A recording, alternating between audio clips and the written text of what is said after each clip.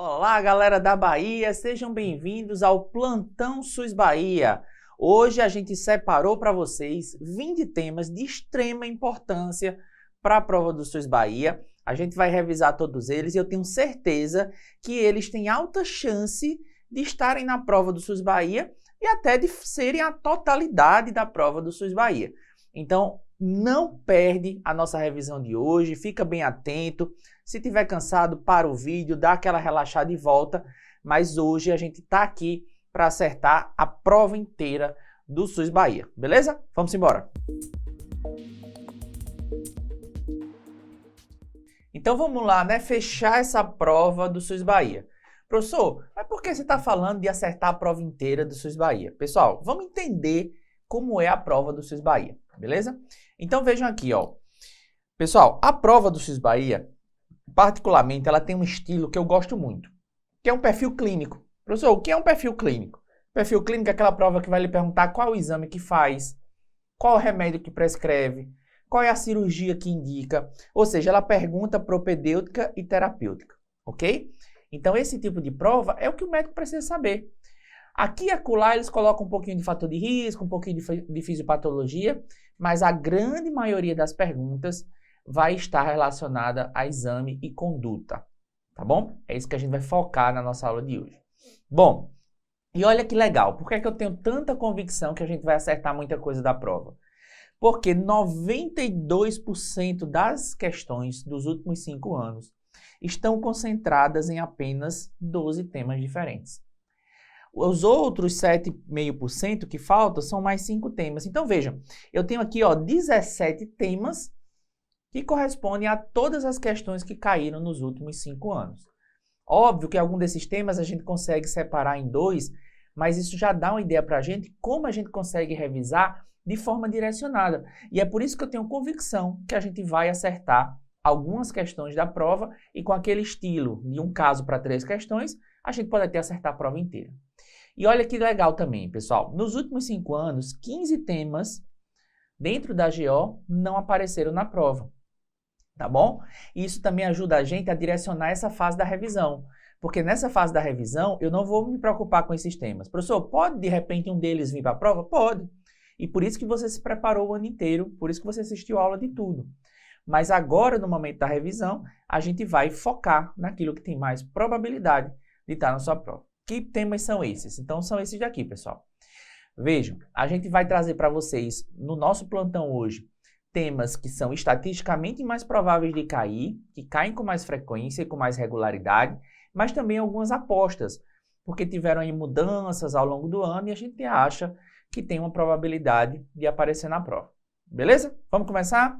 Vamos começar com o grupo de temas, né, que cai bastante na prova, que são as infecções genitais, particularmente as úlceras genitais. Então, tenta responder essa questão aqui. Então, pessoal, úlcera genital, pelo aquele estilo de questão do SUS Bahia, quando cai, ele vai botar um caso clínico. Numa pergunta, ele vai perguntar o agente, na outra, ele vai perguntar o tratamento, na outra, ele vai perguntar uma característica do exame. Então, a gente tem que conhecer o perfil geral das úlceras, beleza? Então, eu fiz aqui essa tabela resumo para vocês, que dá para revisar até ali próximo da prova. Então, veja aqui, ó. Vamos lá, vamos começar com o herpes genital. Clínica, qual é a dica que vai aparecer na prova? É o pleomorfismo. Professor, o que danado é pleomorfismo? É você ter na mesma paciente lesões em estágios diferentes. Então, ela tem uma pápula, uma pústula e uma úlcera na mesma paciente. Se forem só úlceras, geralmente são úlceras múltiplas e dolorosas. São pequenas úlceras com halozinho de hiperemia ao redor. A adenopatia também é dolorosa, no herpes tudo dói. Ela é causada pelo herpes vírus, tanto tipo 1 quanto tipo 2. E o tratamento na prima infecção herpética de 7 a 10 dias. Se for uma nova infecção, a recidiva, 5 dias, beleza? Lembrar que é uma doença crônica recidivante, então não há necessidade de tratamento das parcerias, ok? Beleza. Vamos aqui, ó, cancro mole ou cancroide, é a mesma coisa. Aqui eu tenho úlceras múltiplas, dolorosas e de fundo sujo, beleza? Múltipla, dolorosa e de fundo sujo. A adenopatia também é dolorosa e ela pode fistulizar. Quando isso acontece, fistuliza por orifício único. Qual é o agente? é o hemófilos do CREI, tá bom? Tratamento, dose única de azitromicina, é um IST, então precisa de tratamento das parcerias. Então, veja, herpes e cancro mole, elas doem, beleza? Dói. Então, se o enunciado disser que dói, ou é herpes ou é cancro mole. Cancro duro, também chamado de protoxifiloma ou sífilis primária. Aqui é o contrário do cancro mole, certo? É uma úlcera única, indolor e de fundo limpo. Então, elas são exatamente o espelho uma da outra. A adenopatia também é indolor. Então, veja, na sífilis nada dói, tá certo? Treponema pálido, tratamento 2,4 milhões de unidades de penicilina, também é um IST, também requer o tratamento das parcerias. Linfogranuloma. Pessoal, linfogranuloma é uma doença um pouquinho diferente, porque ela tem 3 fases. Ela tem uma pequena úlcera indolor, que geralmente desaparece rápido. Quase nunca a gente dá o diagnóstico nessa fase. Depois vem a fase da adenopatia, já falo sobre ela. E por último, a fase de sequela, que é chamada de estiomene ou estiomênio, onde eu tenho fibrose, fístulas, alteração da anatomia vulvar. A adenopatia é dolorosa. Então, veja, o linfogranuloma é a única que não tem concordância. Então, veja, a úlcera é indolor, mas a adenopatia dói. É a única onde isso acontece, tá? Aqui também pode fistulizar. Quando fistuliza por múltiplos orifícios. Isso é chamado em bico de regador. Então, veja, o linfogranuloma fistuliza por múltiplos orifícios. O cancro mole fistuliza por orifício único. Então, vai pegando essas diferenças. Quem é que causa? É a clamídia. A mesma clamídia lá da cervicite e da doença inflamatória pélvica. Só que alguns subtipos. Subtipo L1, L2 e L3. Lembra L de linfogranuloma. Tratamento, doxiciclina, 200 ao dia, né, 100 de 12 em 12, ou azitromicina 1 grama por dia por pelo menos 3 semanas. A clamídia é um IST, então também precisa de tratamento das parcerias. E por último, a donovanose. Pessoal, a donovanose, ela tem uma úlcera que, na verdade, ela tem um relevo. Então, é uma lesão úlcero-vegetante, granulada, ou seja, avermelhada e sangrante. E se ela toca em outro lugar, ela faz uma úlcera igualzinha. Isso a gente chama de úlcera em espelho. Ela não tem uma adenopatia verdadeira. É uma granulação do tecido celular subcutâneo. A gente chama isso de pseudobulbão.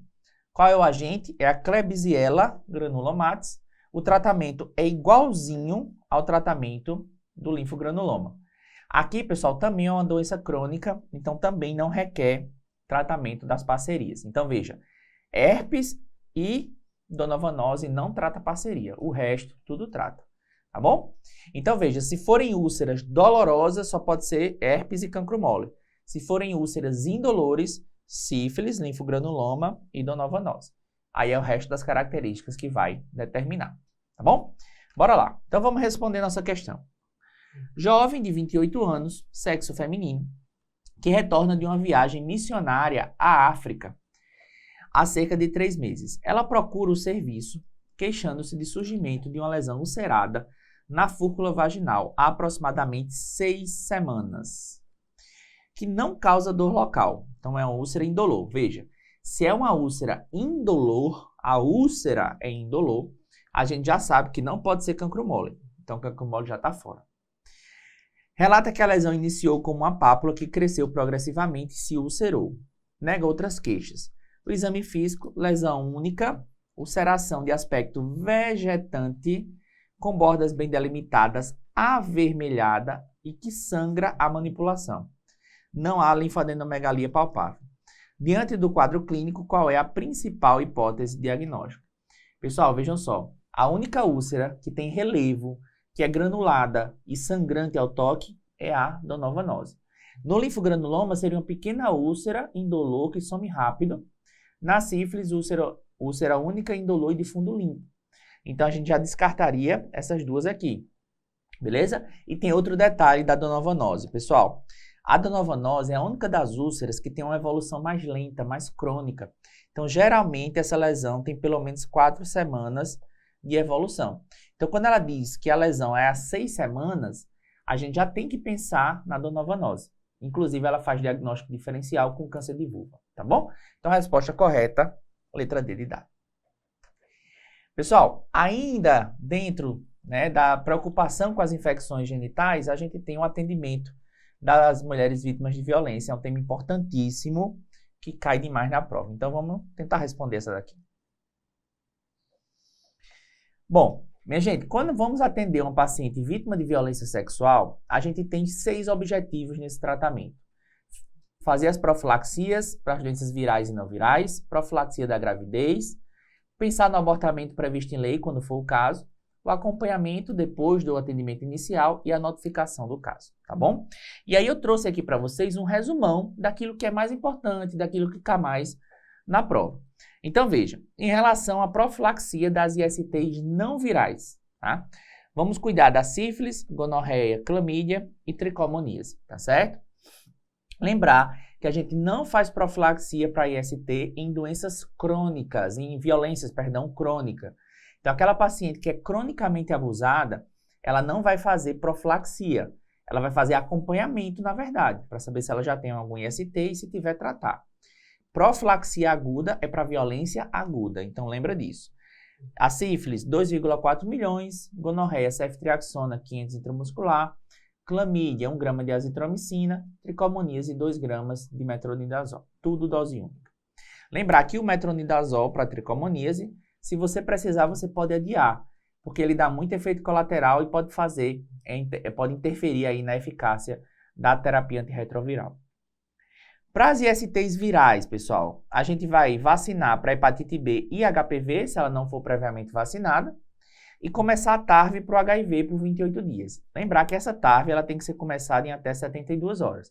Se tiver mais do que esse tempo, não vai fazer mais TARV, tá bom?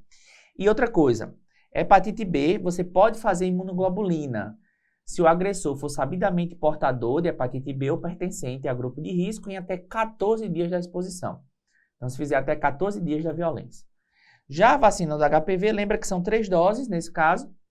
Se a paciente tiver de 15 a 45 anos, é esquema de 3 doses. Se for antes disso, esquema de 2 doses. Contracepção de emergência, se ela não fizer uso de contracepção eficaz até o 5º dia. Mas para contracepção hormonal, é melhor até 72 horas, tá bom?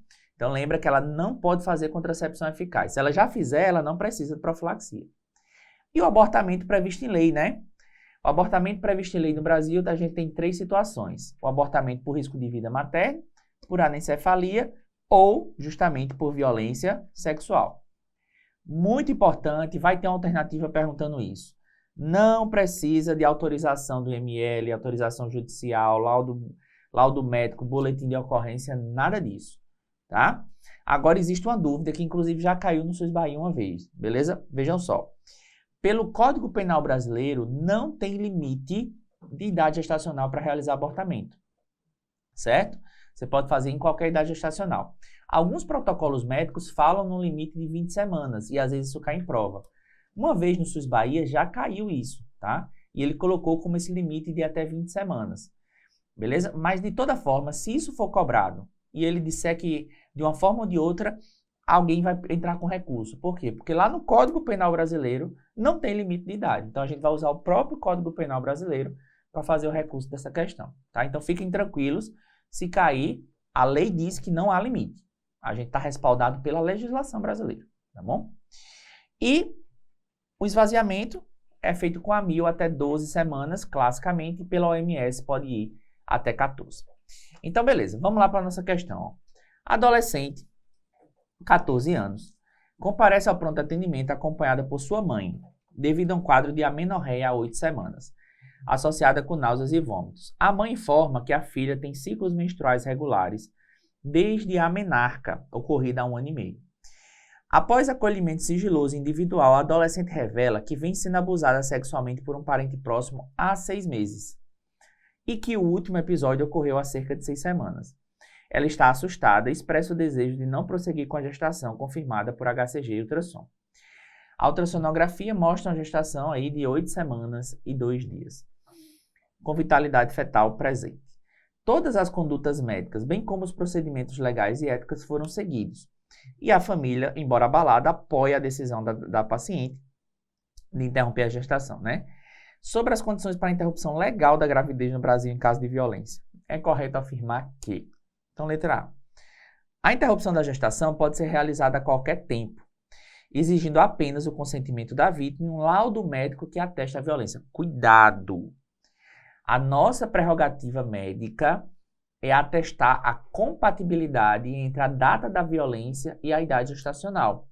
A nós não cabe dizer se a paciente realmente sofreu violência ou não, certo? O relato da vítima tem presunção de veracidade. Então, aqui está errado. B. A legislação brasileira permite a interrupção da gestação apenas se comprovada a violência sexual por meio de boletim de ocorrência e processo judicial transitado e julgado. Não precisa de nada disso. C. A interrupção da gestação em decorrência de violência sexual é permitida, não sendo exigido o boletim de ocorrência, mas sim o relato da vítima e o parecer médico constatando a compatibilidade do tempo transcorrido desde a violência e a idade gestacional. Perfeito. E D. A interrupção da gestação é sempre considerada ilegal no Brasil, exceto caso de risco de vida para a gestante. Não, a gente tem aquelas 3 situações. Então, a resposta correta, letra C de casa. Bom, saindo um pouco dessa área, vamos entrar agora na síndrome dos ovários policísticos. Pessoal, esse tema cai muito na prova do SUS Bahia, certo? Dentro do estilo da prova, cabe demais, então eles já cobraram isso algumas vezes. Vamos tentar responder essa questão aqui. Pessoal, para revisar SOP com vocês, eu vou fazer duas partes. Primeiro eu vou revisar a clínica, que a gente precisa saber, e depois eu vou revisar a fisiopatologia, porque ele pode cobrar as duas coisas, tá? Então a gente tem que lembrar disso tudo. Vamos lá. Resumão da síndrome do ovário policístico. Pessoal, a questão de SOP, ela vai trazer um quadro clínico, né, que vai caracterizar a SOP para a gente. A gente sabe que o critério mais usado é o critério de Rotterdam. E para eu dar o diagnóstico de SOP, eu precisaria de 2 dos 3 critérios. Quais são os 3 critérios? Disfunção ovulatória, hiperandrogenismo e policistose ovariana. Mas como é que isso aparece na prova? A disfunção ovulatória vai dizer que a paciente menstrua pouco, então vai dizer que tem ciclos longos. O hiperandrogenismo, a questão vai dizer que a paciente tem acne, ou tem surtismo, oleosidade, queda de cabelo, ou até que tem alteração laboratorial dos exames. E na policistose ovariana, a gente vai ter pelo menos 12 folículos, né, periféricos, medindo menos de 1 centímetro, ou qualquer um dos ovários medindo acima de 10 centímetros cúbicos. Isso pelo critério de Rotterdam. Pelo critério da Sociedade Internacional do Excesso de Androgênio, seriam 20 folículos. Mas a gente já entende que o critério de Rotterdam, como tem um pouco mais de tempo, ele é diferente, tá? Então, se você tiver 2 dos 3, está dado o diagnóstico, mas você precisa descartar os diagnósticos diferenciais. Qual é o principal? Hiperplasia suprarrenal congênita, e aí o diagnóstico é pela dosagem da 17-hidroxiprogesterona, tá? Hiperprolactinemia e hipotireoidismo também podem confundir, e geralmente, na grande maioria das questões, eles dizem que a prolactina e o TSH estão normais. A gente poderia ter tumores produtores de androgênio, mas aí, clinicamente, eles têm uma característica, uma virilização rápida. É aquela paciente que tinha pouco hirsutismo e, de repente, ela começa a ter bastante. A SOP é mais crônica, as coisas vão acontecendo ao longo do tempo. Se você suspeitar de tumor, dosar androgênio ovariano e androgênio adrenal. E o Cushing, né, a dosagem do cortisol, geralmente o Cushing você vai suspeitar pelo estigma da síndrome de Cushing, né? Face de meia-lua, gibosidade, estria violácea e assim por diante. Bom, pessoal, e o tratamento? O tratamento é com mudança do estilo de vida. Você pode associar também um anticoncepcional hormonal combinado, né? O componente estrogênico vai fazer elevar esse HBG, tirar androgênio livre da circulação, com isso melhora o hiperandrogenismo. E o componente progestagênico vai proteger o endométrio dessa paciente. Em pacientes com resistência à insulina, obesas, diabéticas, você pode lançar a mão dos sensibilizadores da insulina. Antiandrogênicos, você pode lançar como segunda linha nas pacientes que não melhorarem com mudança do estilo de vida e anticoncepcional. E se ela tiver desejo de gestar, a indução da ovulação. Para a indução da ovulação, lembra que o letrozol atualmente é a droga de escolha, porque dá menos gemelaridade e tem menos efeito colateral, como a síndrome da hiperestimulação ovariana. Vamos lembrar também um pouquinho da fisiopatologia. Pessoal, o defeito primário da SOP é a alteração da pulsatilidade do GNRH. É um defeito primário lá no hipotálamo, certo? Se eu tenho alteração da pulsatilidade, esse aumento da frequência dos pulsos vai favorecer a liberação de LH em detrimento da de FSH. E é por isso que se diz que na SOP eu tenho uma relação LH e FSH maior do que 2. Por quê? Porque predomina o LH. Esse LH em excesso vai levar a uma hiperplasia das células da teca. Lembra da teoria das duas células, né? O LH atua nas células da teca. E o LH atuando na célula da teca vai levar à produção dos androgênios em excesso. Então vai ter hiperandrogenismo. Esse ambiente hiperandrogênico dificulta o desenvolvimento folicular, levando a eu ter mais folículos intermediários, e por isso eu tenho esse aspecto dos ovários policísticos, tá certo? E aí, veja, se eu tenho dificuldade de desenvolvimento folicular, essa paciente vai acabar ovulando em ciclos mais longos, tá? Bom, eu tenho menos folículos se desenvolvendo, né, de forma adequada, então eu vou ter uma diminuição da produção do estradiol, certo? Só que veja o detalhe aqui, pessoal. Ao mesmo tempo que eu diminuo o estradiol porque meu folículo está com dificuldade de crescer, perifericamente eu vou ter a conversão desses androgênios em estrona. Então eu tenho aí um novo balanço. Eu tenho mais estrona do que estradiol. E aí, por causa disso, a relação estrona-estradiol é elevada. Então, alguns autores dizem que, no final das contas, a paciente é normoestrogênica, às custas da estrona, né? E outros autores dizem que não, que ela é hiperestrogênica, porque eu vou ter menos estradiol, mas vou ter bem mais estrona, então eu teria hiperestrogênica. O que não pode é a questão de dizer que ela é hipoestrogênica. A hipoestrogênica está errada, tá bom? E outra coisa importante dentro da fisiopatologia da SOP é a resistência insulínica e a hiperinsulinemia. Vamos entender isso aqui melhor. Vejam só.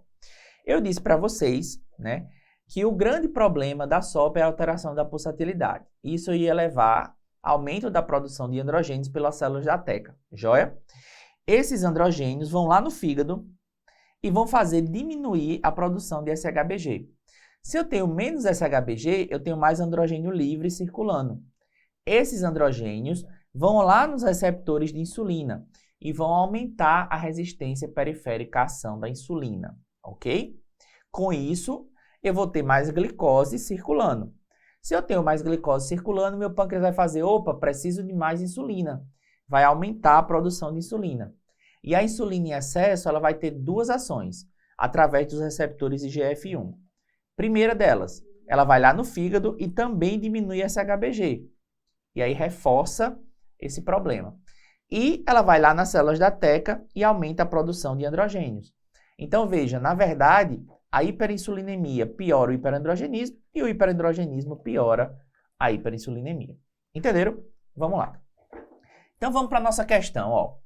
Uma paciente de 29 anos, sexo feminino, procura um ambulatório de ginecologia referindo dificuldade para engravidar há 2 anos, apesar das tentativas regulares sem método contraceptivo. Apresenta ciclos menstruais com intervalos longos, ó, de 45 a 90 dias. Então, já é o primeiro critério de Rotterdam. E queixa-se de excesso de pelos faciais e corporais, acne persistente. Então, tem irregularidade menstrual, menstrua pouco, e tem hiperandrogenismo. Então, ela já tem 2 critérios de Rotterdam, ela já poderia ser pensado aí numa SOP para ela. Tem histórico familiar de diabetes do tipo 2. Ela está com sobrepeso, pressão arterial normal. O score de Ferriman é de 9. Lembra que para as populações asiáticas acima de 4, para as demais populações acima de 6 é considerado hisurtismo, né? Então ela tem o hisurtismo também. Além de alopécia. Então veja, ela tem hisurtismo, alopécia e acne. Então ela tem 3 sinais clínicos do hiperandrogenismo. O parceiro é saudável. Sobre a condição que mais se encaixa na descrição da paciente, qual é essa condição? É a síndrome dos ovários policísticos. É o principal diagnóstico aqui. Tá? É correto afirmar que, letra A, o diagnóstico definitivo é estabelecido exclusivamente pela identificação de múltiplos cistos ovarianos à ultrassonografia. Não, ela já tem 2 critérios. Então, ela não precisa do terceiro. B, um dos achados hormonais comuns nessa condição é a elevação da globulina ligadora de hormônios, que contribui para o hisurtismo. Pessoal, é a redução. Tá? Lembra, o hiperandrogenismo reduz esse HBG e a insulina também atua nesse processo. C. A fisiopatologia envolve resistência insulínica e hiperandrogenismo, manifestando clinicamente como anovulação, verdade, por isso que o ciclo fica longo, e sinais de virilização aguda, não, pessoal, é uma virilização crônica, ok? E D. A dosagem de 17-hidroxiprogesterona é o principal exame para diferenciá-la da hiperplasia adrenal congênita de início tardio. Aqui, perfeito, é o principal diagnóstico diferencial.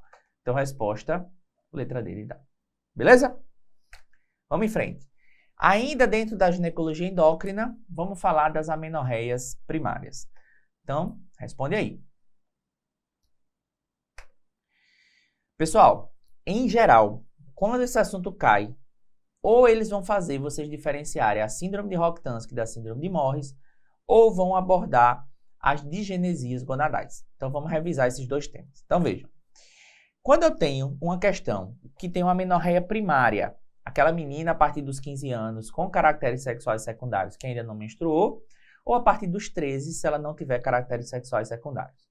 E essa amenorreia primária vem junto com o útero ausente. Geralmente é uma menina de fenótipo feminino, tá? Com vagina curta.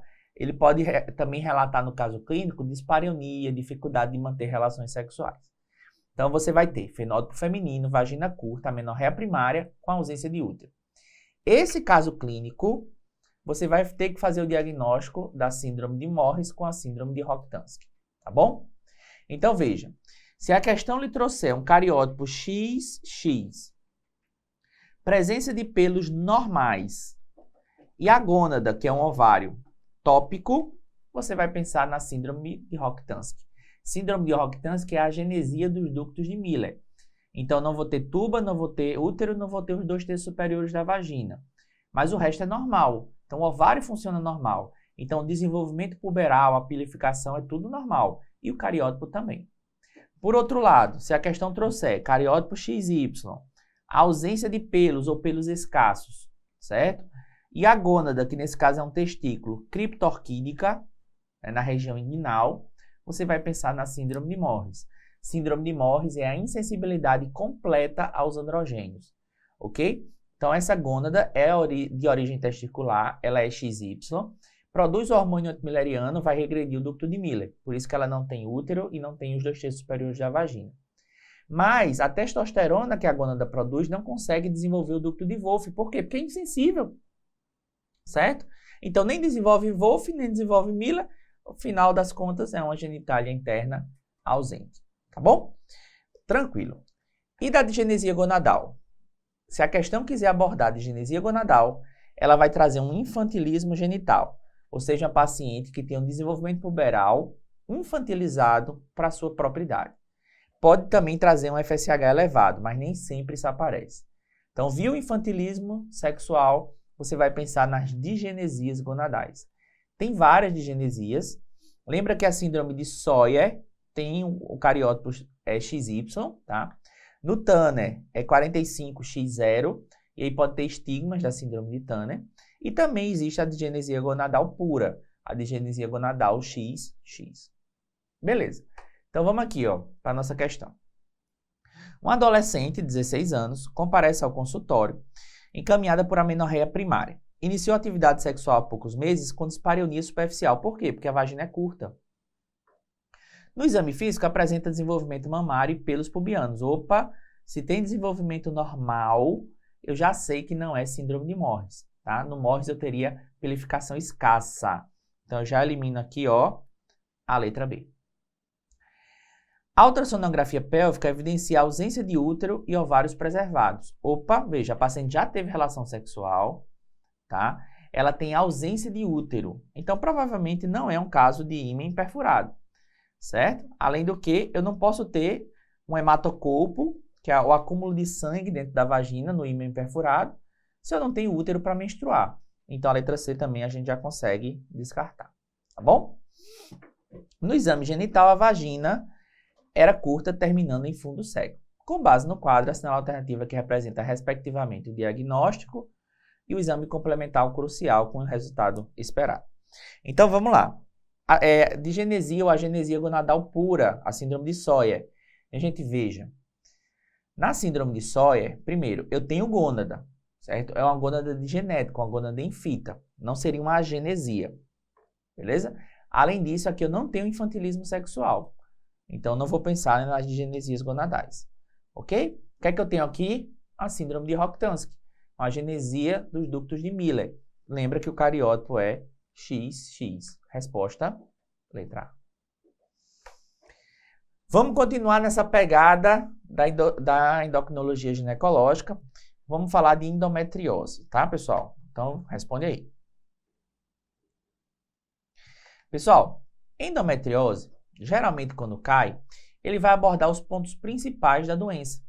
E eu trouxe aqui algumas dicas de ouro da endometriose para a gente lembrar na hora da prova, tá? Então, primeiro, quando que eu penso que aquela questão é de endometriose? Quando ela traz uma dismenorreia progressiva, associada ou não com dispareunia, geralmente uma dispareunia de profundidade, e também quadros de infertilidade. Então, a questão de disser que a paciente tem uma dismenorreia, uma cólica menstrual que vem piorando, tem dispareunia, ou está tentando engravidar e não consegue, você vai pensar que é uma questão de endometriose. Ela pode também trazer queixas relacionadas a outros órgãos, então disquesia, hematúria cíclica e assim por diante. Quais exames que eu preciso fazer? Minha gente, o diagnóstico da endometriose, ele é suspeitado clinicamente. Você pode lançar a mão da ressonância magnética ou da ultrassonografia transvaginal com preparo para corroborar com seu diagnóstico, fazer um diagnóstico presumido e começar o tratamento. Se perguntar o padrão ouro é a videolaparoscopia, né? Com biópsia. Só que a gente não vai fazer para todo mundo. É um exame invasivo, é um exame caro, pouco disponível. Você vai começar o tratamento com diagnóstico clínico ou presumido através também da realização dos exames. A endometriose profunda seria aquela que tem fibrose, invasão e distorção anatômica. Alguns conceitos mais clássicos fazem uma distinção pela profundidade da invasão, se ela tiver 5 milímetros ou mais. Mas isso não cai tanto assim nas provas. Bom, além disso, como é que eu trato? O tratamento para aquela que não consegue engravidar, que não quer engravidar, perdão, é induzir o hipoestrogenismo, de qualquer jeito que você quiser. Com pílula, com injeção, com DIU, você precisa induzir o hipoestrogenismo para melhorar os sintomas. Quando é que você vai operar essa paciente? Você vai operar se ela tiver endometriomas acima de 4 a 6 centímetros, quadros de infertilidade, se for refratária ao tratamento clínico, ou se tiver acometimento com oclusão ou suboclusão intestinal ou acometimento das vias urinárias, tá certo? Mas fora disso, se a paciente responde ao tratamento, você vai manter sem necessidade de cirurgia. Vamos lá para a nossa questão? Então vejam só, é uma mulher de 30 anos, nula e gesta, que apresenta queixa de dor pélvica crônica há aproximadamente 2 anos, que piora no período menstrual e durante as relações sexuais. Então veja, essa paciente tem uma dismenorreia que progrediu tanto que agora dói o tempo todo. É uma dismenorreia crônica, tá? Mas mesmo assim ela ainda se intensifica no período menstrual e tem dispareunia. Então pensar em endometriose. Relata que os sintomas surgiram após a interrupção de um uso contraceptivo hormonal. Veja, ela estava usando e aí estava melhor. Quando parou o uso, piorou dos sintomas. Então corrobora ainda com o nosso diagnóstico. Seus ciclos menstruais são regulares. Ela deseja engravidar em um futuro próximo, mas não agora. Sobre o tratamento dessa condição, é correto afirmar. Então, letra A. A cirurgia laparoscópica é necessária para a confirmação diagnóstica? Não.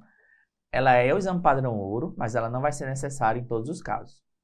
B. Os progestagênios isolados são frequentemente utilizados como terapia de primeira linha para o controle da dor em pacientes sintomáticas que não desejam gestação imediata. Perfeito. Então, pode ser, por exemplo, uma pílula só de progesterona, pode ser um injetável trimestral, pode ser um implante subcutâneo, pode ser um DIU com levonorgestrel. São excelentes opções porque tem poucos efeitos colaterais. C. O uso dos análogos de GnRH por um período superior a 6 meses é recomendado devido à sua alta eficácia e baixos efeitos colaterais. É o contrário, né? O análogo ele só pode ser usado por até 6 meses, né? Geralmente a gente não usa mais do que isso justamente por causa dos efeitos colaterais, porque induz uma menopausa medicamentosa. E letra D, os endometriomas ovarianos, independente do tamanho, não possuem risco de malignização e, portanto, podem ser acompanhados. Eu falei para vocês, se eles forem maiores do que 4 a 6 centímetros, a gente tem indicação de exérese, né? Então, aqui está errado. Resposta correta, B de bola. Bom, saindo um pouquinho agora da endocrinologia ginecológica, vamos falar de algumas causas estruturais, né? Ginecologia estrutural, vamos falar de sangramento pós-menopausa. Então, responde aí essa questão. Pessoal, sangramento pós-menopausa é questãozinha clássica, tá? Já caiu várias vezes na prova do SUS Bahia. Então, a gente precisa só relembrar aquele beabá simples, que é o que vai cair na sua prova. Então, paciente com sangramento uterino pós-menopausa, você vai fazer uma história em busca dos fatores de risco. Lembra da obesidade, dos fatores relacionados à síndrome metabólica, a idade e a menopausa são os principais fatores de risco. Você vai examinar para descartar outras causas de sangramento. E como exame inicial, você vai pedir o quê? Ultrassom para avaliação e uma biópsia endometrial em alguns casos, tá? Então, vamos entender isso melhor. O que é que a ultrassom vai me ajudar? A ultrassom vai me ajudar em avaliar o eco endometrial. Se o eco endometrial é normal, abaixo de 4, ou alterado a partir de 4 a 5 milímetros, tá certo? E aí eu vou ter indicação de biópsia em 4 situações. Se eu tiver um espessamento endometrial, um endométrio heterogêneo na ultrassonografia, ou eu não consigo avaliar esse endométrio de forma adequada, ou se a paciente tem um sangramento persistente, ou seja, ela não sangrou uma vez única e parou, não, ela vem sangrando com uma certa frequência, beleza? Nesse caso, a gente vai fazer uma biópsia, tá bom? O que você precisa é biopsiar essa paciente da forma que você puder. Se você puder fazer uma biópsia ambulatorial, ótimo, você já resolve a vida da paciente. Você pode usar uma cânula de Pipelle ou uma cureta de Novak, tá? Não tem problema.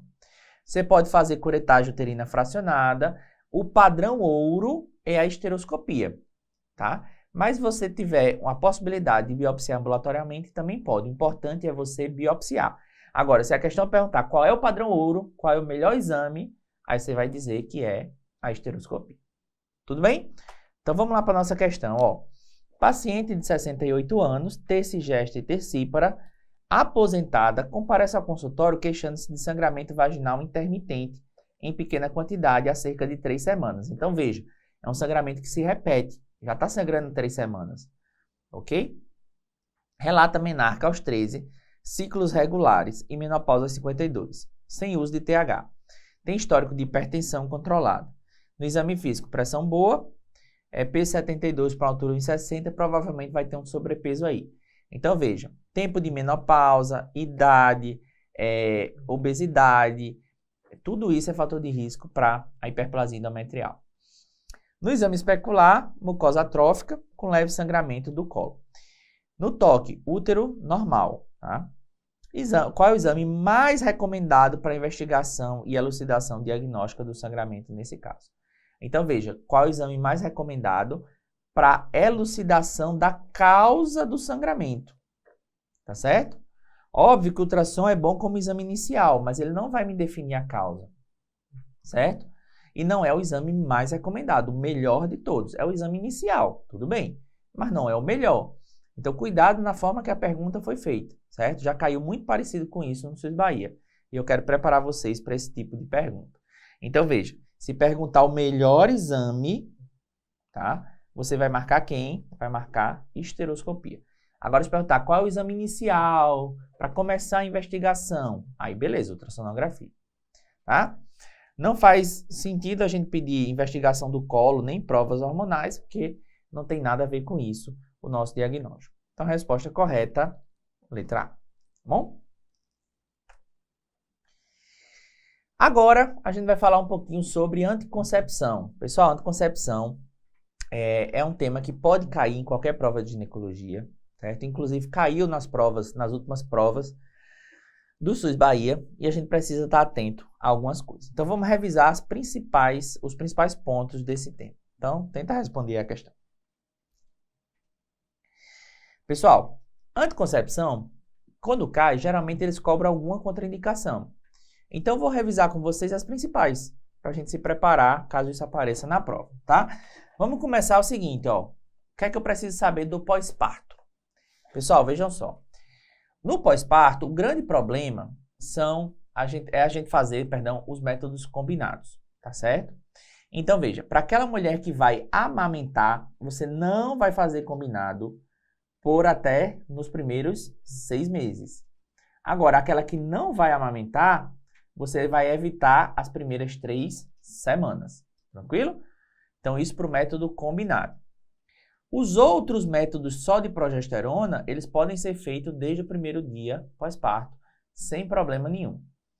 Já o injetável trimestral, cuidado, o injetável trimestral, ele tem uma farmacologia de depósito, então ele tem mais efeito colateral, tá certo? Se a paciente vai amamentar, você vai evitar por 6 semanas. Então, cuidado, aqui são 6 meses, aqui são 6 semanas, tá? Mas se ela não for amamentar, não tem problema. E os DIUs? Pessoal, o DIU, pela Organização Mundial de Saúde, você ou coloca nas primeiras 48 horas ou coloca após 4 semanas. O CDC já derrubou essa contraindicação nos Estados Unidos, mas a OMS ainda não. Então, para a OMS, você não vai colocar DIU entre 48 horas e 4 semanas pós-parto, pelo risco de expulsão. Enxaqueca, pessoal, o que é que a gente precisa lembrar? Se ela tem aura ou se ela não tem aura.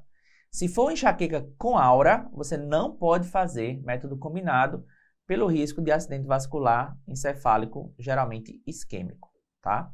Agora, se ela não tem aura, uma enxaqueca sem aura, você vai evitar naquelas pacientes acima de 35 anos. Para as hipertensas, o que é que a gente precisa lembrar? Minha gente, hipertensão não combina com a gente fazer métodos combinados para paciente, independente do grau de controle, se ela é bem controlada ou mal controlada, tá bom? Agora, o injetável trimestral, que tem aquela farmacologia de depósito, você vai evitar nas que não estão bem controladas. Se ela estiver bem controlada, ela pode. Tabagismo, pessoal, o que é que a gente vai lembrar aqui no tabagismo? Pacientes tabagistas, a partir de 35 anos, não devem fazer contraceptivos combinados, pelo risco tromboembólico, tá? Por quê? Porque se ela fuma mais de 15 cigarros por dia, ela seria categoria 4, se ela fuma menos de 15, ela seria categoria 3, então de toda forma não pode. E em relação às medicações, pessoal, tem 2 classes de medicações que a gente tem atenção, os anticonvulsivantes e a rifampicina, tá bom? Vejam só, dos anticonvulsivantes, o único que não tem contraindicação é o ácido valproico, beleza? Então, se a paciente usa ácido valproico, ela pode tudo, tranquilo. E a regrinha que eu quero que vocês aprendam, tanto para os anticonvulsivantes quanto para a rifampicina, é o quê? Se ela usa uma dessas drogas, ela não vai fazer, né, ela não pode fazer nada que seja combinado e nada que seja por via oral. Então, como a gente tem a pílula só de progesterona, que é por via oral, você vai aprender assim. Anticonvulsivante e rifampicina, não pode nada combinado e nada por via oral. Tem uma exceção, que é a lamotrigina. A lamotrigina, ela não pode como combinado, mas ela pode com a progesterona oral, certo? Ela é uma exceção à regra. E nos quadros tromboembólicos, pessoal, vejam só. Pessoal, quadro tromboembólico, seja por trombose, AVE, infarto, trombofilia, não combina com você fazer combinados. Por quê? Porque a paciente já tem um risco tromboembólico alto, você vai adicionar mais um fator de risco. Então, mesmo que seja só história prévia, atualmente ela não tem mais, não interessa, não vai fazer combinado. Agora, os métodos só de progesterona, qual é o detalhe? Se for durante o evento agudo, então ela está com a trombose agora, você não vai fazer nada hormonal, nem NIU, não pode nada. Se ela tem história de ter tido no passado, aí ela pode fazer os métodos só de progesterona. Qual é a exceção? O injetável trimestral. O injetável trimestral, você não vai fazer em pacientes com história de infarto ou AVC prévio, tá bom? História familiar, contraindica alguma coisa? Nada. Se foi a mãe que teve trombose, beleza, ela pode fazer tudo. Tá? E lembra que o DIU não hormonal, o DIU de cobre, ele vai ser sempre categoria 1 nesses casos. Então, muitas vezes, ele aparece nas alternativas e quase sempre ele vai ser a resposta, ele vai ser o mais seguro. Se a questão perguntar qual é o mais seguro de todos. Outras situações, obesidade, paridade e idade isoladamente não contraindicam absolutamente nada. E no caso do diabetes, você só vai ter problema se a paciente tiver complicação relacionada ao diabetes ou se ela tiver mais de 20 anos de doença. Nesse caso, ela não vai fazer método combinado e nem o injetável trimestral. Tá bom? Então, vamos aqui para a nossa questão. Ó. Uma mulher de 39 anos, primigesta e primípara, com parto vaginal anterior, comparece à consulta ginecológica de rotina. Ela é tabagista, 15 cigarros dia há 10 anos. Usa anticoncepcional oral combinado trifásico há 5 anos, sem queixa, com boa adaptação. Não tem comorbidades ou cirurgias prévias. Seu último citológico foi há 1 ano, sem alteração. Exame normal. Considerando os conhecimentos sobre contracepção e fator de risco, qual é a conduta mais adequada? Então, veja, tabagista, a partir de 35 anos, pode fazer método combinado? Não pode. Então, a gente tem que trocar esse anticoncepcional dela pelo risco tromboembólico, mesmo ela estando bem adaptada. Ok? Então, letra A, manter o uso, não, já está errado aqui. B, recomendar a interrupção do anticoncepcional e orientar a escolha de um método contraceptivo que não contém estrogênio, ou que seja não hormonal, devido ao risco de evento tromboembólico. Perfeito. C, sugerir a troca por um anticoncepcional combinado de baixa dose, independe da dose, pessoal. Independe da via, não pode método combinado. E D, aconselhar a paciente a reduzir o número de cigarros para continuar usando o método atual. Não, pessoal, enquanto ela está no processo de parar de fumar, que óbvio a gente tem que recomendar, mesmo assim ela está sob risco. Então, simplesmente fazer uma recomendação para ela diminuir o cigarro não vai ajudar. Resposta correta, letra B de bola. Pessoal, para a gente dar continuidade, eu trouxe 2 temas aqui que nem são tão frequentes na prova do SUS Bahia, mas a gente teve alterações importantes ao longo do ano. E aí eu não queria deixar esses 2 temas sem amarrar eles bem direitinho com vocês. A gente vai falar sobre o rastreio de câncer de mama, rastreio de câncer de colo e também sobre o resultado citológico, tá? Então vamos lá revisar tudo isso. Pessoal, tenta responder essa questão aí. Então, minha gente, veja só, né? A gente tem vigente no Brasil o rastreio recomendado pelo Ministério da Saúde, que é dos 50 aos 69 anos, a cada 2 anos com mamografia. Ao mesmo tempo, a gente tem o rastreio recomendado pela Sociedade Brasileira de Mastologia, que ela recomenda dos 40 e não dos 50, até os 74, anualmente com mamografia. Se a paciente tiver ainda uma expectativa de vida alta a partir dos 75 anos, você poderia manter o rastreio. Em outubro de 2025, o Ministério da Saúde anunciou que vai modificar o rastreio. E vai ficar como? Dos 40 aos 74, a cada 2 anos com mamografia. A partir dos 75, você também poderia manter. Então, observe. A modificação que o Ministério da Saúde fez deixou o rastreio praticamente igual ao rastreio recomendado pela Sociedade Brasileira de Mastologia, com a única exceção. Continua a cada 2 anos, ok? Além disso, tem 2 detalhes. Vejam só. Na faixa etária dos 40 aos 49 anos, esse rastreio ele é facultativo. Você vai discutir riscos e benefícios com a paciente e se ela quiser fazer, beleza, ela vai fazer, mas não é obrigatório. A partir dos 75 também é opcional.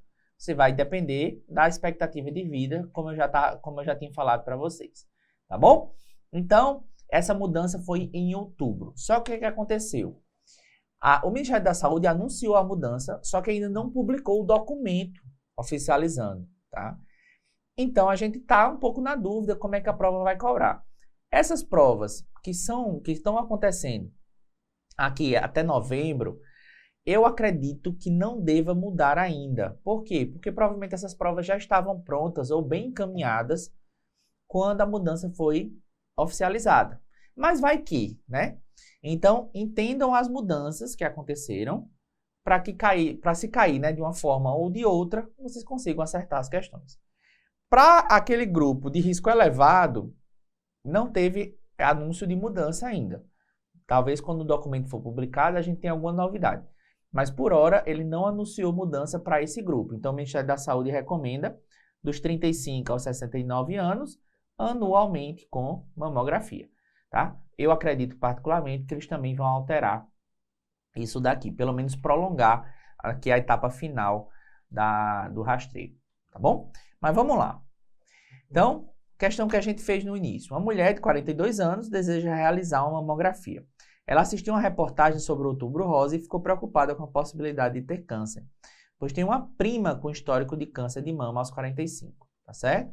Pessoal, veja, quem aumenta risco de câncer de mama é parente de primeiro grau com câncer de mama antes dos 50 anos, ou câncer de mama em homens da família, ou história de câncer de mama bilateral na família, câncer de ovário, síndrome genética, radiação torácica.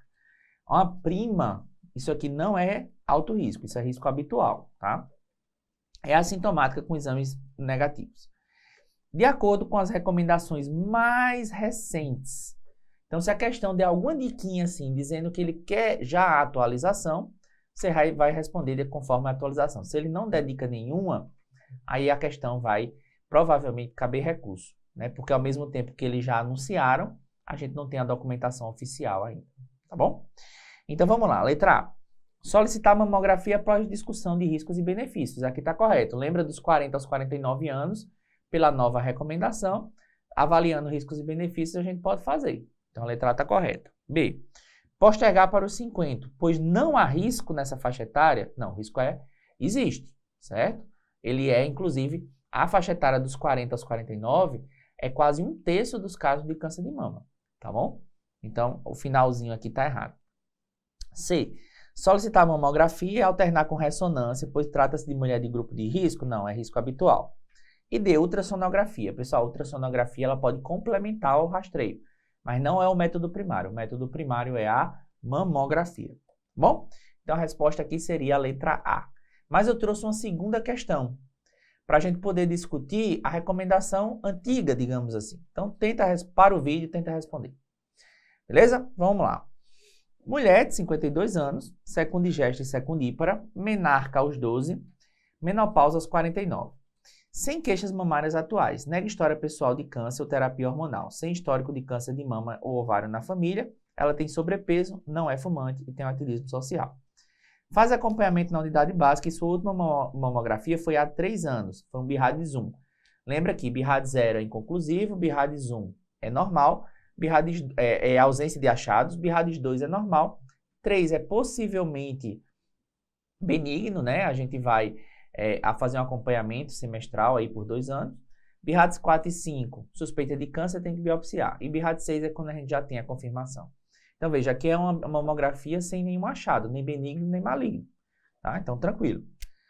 E o exame físico está todo normal. Baseado nesse caso, o clínico responde. De acordo com o Ministério da Saúde, qual é o exame de rastreamento indicado para essa paciente e qual a periodicidade? Então, veja, aqui é uma pergunta mais aberta, né? De acordo com o Ministério da Saúde. Então, esse tipo de questão, tá? Se cair, provavelmente vai gerar recurso. Porque se ele der a resposta com o protocolo antigo, alguém vai questionar dizendo que o Ministério da Saúde já mudou.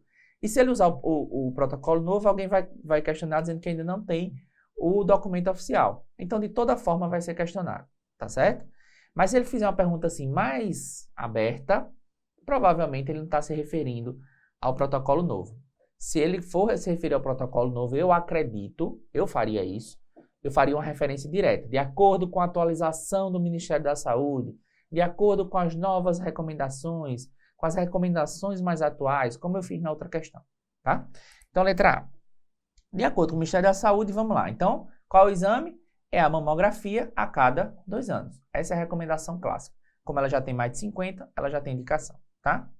Se a mesma paciente tivesse 45 anos e permanecesse assintomática, qual seria a conduta? Então, pelo protocolo clássico, ela começaria aos 50 anos. Então, não rastrear. Se ela tivesse 45, a resposta seria não rastrear. E letra C. Cite 3 métodos que não são recomendados usualmente como rastreamento. Então, 3 exames. Ultrassonografia, ela pode até complementar. Ressonância em casos de alto risco, mas nesse caso não.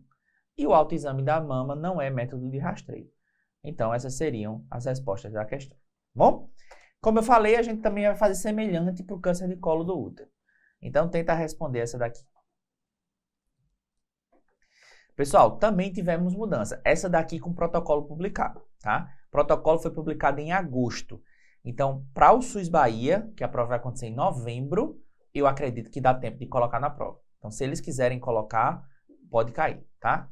Quais foram as mudanças? Pessoal, vejam só. A gente passou de um rastreio oportunístico, que se baseava em quando a paciente quiser, ela ir lá e colher o exame, para um rastreio organizado. Agora, as unidades de saúde têm que buscar, fazer busca ativa dessas pacientes. O método primário passou da citologia para a biologia molecular, né, através do DNA-HPV. A periodicidade se manteve dos 25 aos 64 anos. A diferença é que, na citologia, se fosse normal, a gente repetia a cada 3 anos.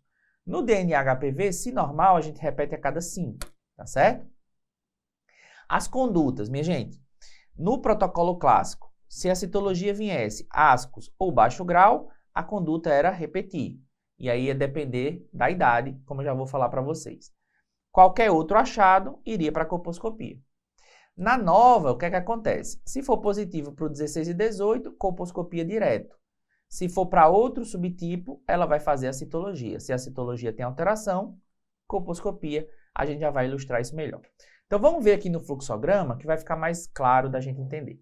Primeiro a periodicidade, dos 25 aos 64. Só que tem 2 detalhes. Se ela for rastreada antes dos 25, certo? Você vai desconsiderar, está escrito desse jeito lá no manual. Você vai desconsiderar e reiniciar aos 25. Por outro lado, se ela fez um teste negativo a partir dos 60 anos, o próximo já seria depois dos 64. Então, você não precisa mais repetir. Se ela tem teste negativo aos 60, quando fosse fazer o próximo já estaria fora do rastreio, então não faz mais. Tá bom? Beleza, conduta. Fez o DNA negativo, repete a cada 5 anos. Fez o DNA positivo para o tipo 16 e 18, lembra que esses 2 tipos são responsáveis por 70% dos casos de câncer. O paciente vai direto para a colposcopia, ok? Tem lesão na colposcopia, a gente vai ter uma conduta específica que ainda não foi publicada. Isso vai estar na parte 2 da diretriz, que ainda não foi publicada. Se foi positivo para o 16 e 18, não 16 e 18, né, para outros subtipos, aí ela vai fazer o que a gente chama de citologia reflexa, ou seja, na mesma amostra você vai produzir uma lâmina de citologia. E se tiver qualquer alteração dessa lâmina, também vai para a colposcopia. Agora, se a citologia vier normal, aí a gente tem uma discordância, né? Porque aqui está normal, mas aqui está alterado. Aí, nesse caso, você repete o teste em 1 ano. Certo? Se ele negativar, volta para o rastreio habitual. Se não, você pode repetir por mais 1 ano, né? Por até 24 meses. Então, você faz uma vez, persistiu a alteração. Faz mais uma. Persistiu a alteração, nova colposcopia. Tá? Então, você faz esse acompanhamento por 24 meses, esperando que haja a resolução espontânea da infecção pelo HPV. Se for imunossuprimido, pessoal, se for imunossuprimido, é mais simples. Negativo, repete com 3 anos. Preste atenção, para o imunossuprimido, a repetição não é com 5 anos, é com 3 anos. Se for positivo, qualquer tipo, colposcopia direto. Colposcopia com alteração, provavelmente vai biopsiar. Colposcopia normal, repete em 1 ano. Tudo bem? Outras populações. Minha gente, gestante é tudo igual, tá? Você pode regularizar a coleta durante o pré-natal, mas o pré-natal, a gestação por si só, pode dar falso positivo. Então, eles dizem que se a paciente já vinha fazendo um rastreio bem bonitinho, nunca teve alteração, você pode adiar para o puerpério. Mas aquela que está atrasada, você pode rastrear na gestação. Esterectomia por doença benigna continua excluída do rastreio, como era antes.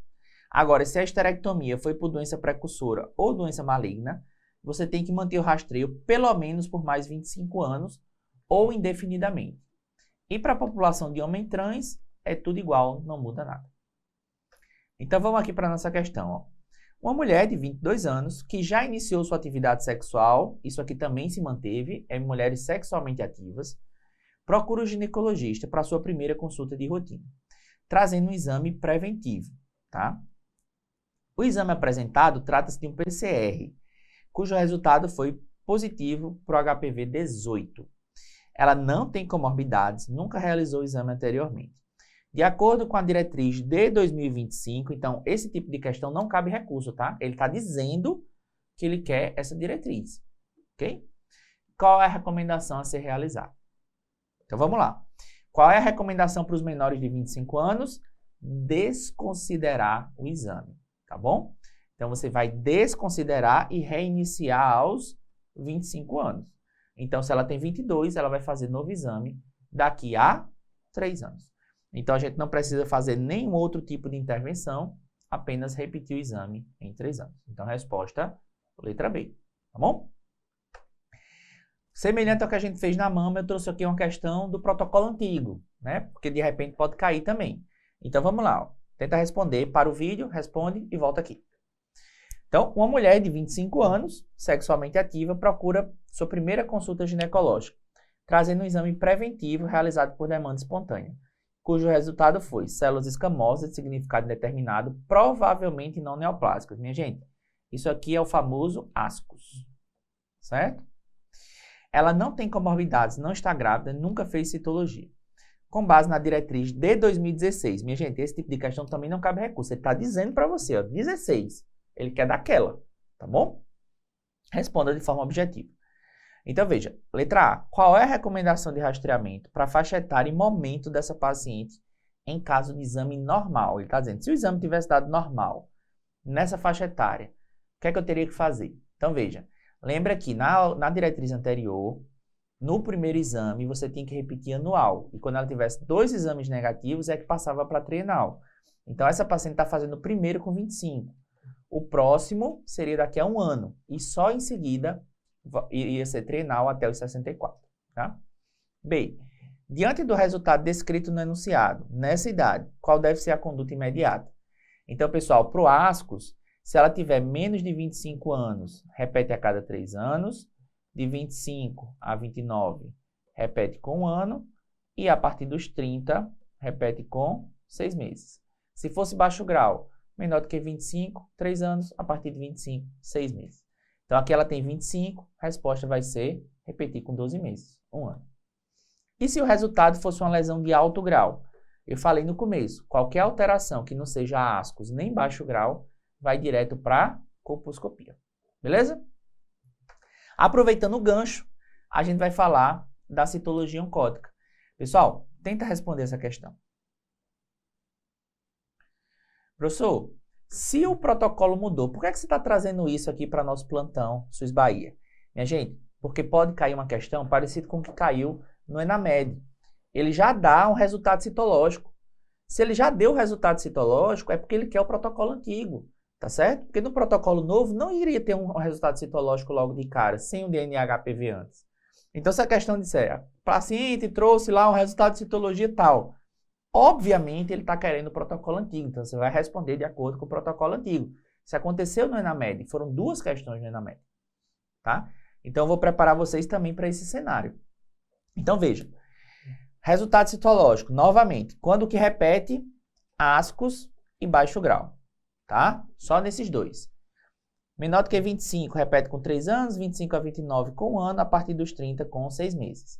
Se na repetição, ou seja, no segundo exame, a gente mantém o mesmo resultado, aí ela vai para a colposcopia. Colposcopia tem a normalidade, biópsia. Colposcopia está normal, volta para o rastreio habitual. No baixo grau, só tem 2 idades. Menor do que 25, repete com 3 anos, a partir de 25, repete com 6 meses.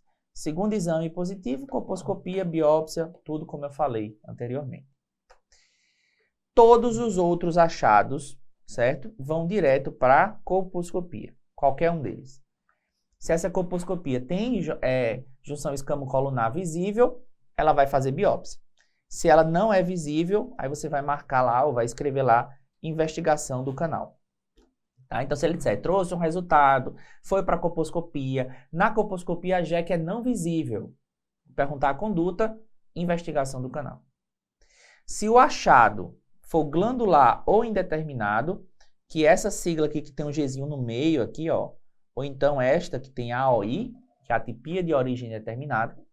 Então, nesses casos, além da colposcopia, ela vai fazer a avaliação endometrial. Para as pacientes acima de 35 anos ou menores que 35 anos com sangramento uterino anormal. Beleza? Então, veja aqui a questão, ó.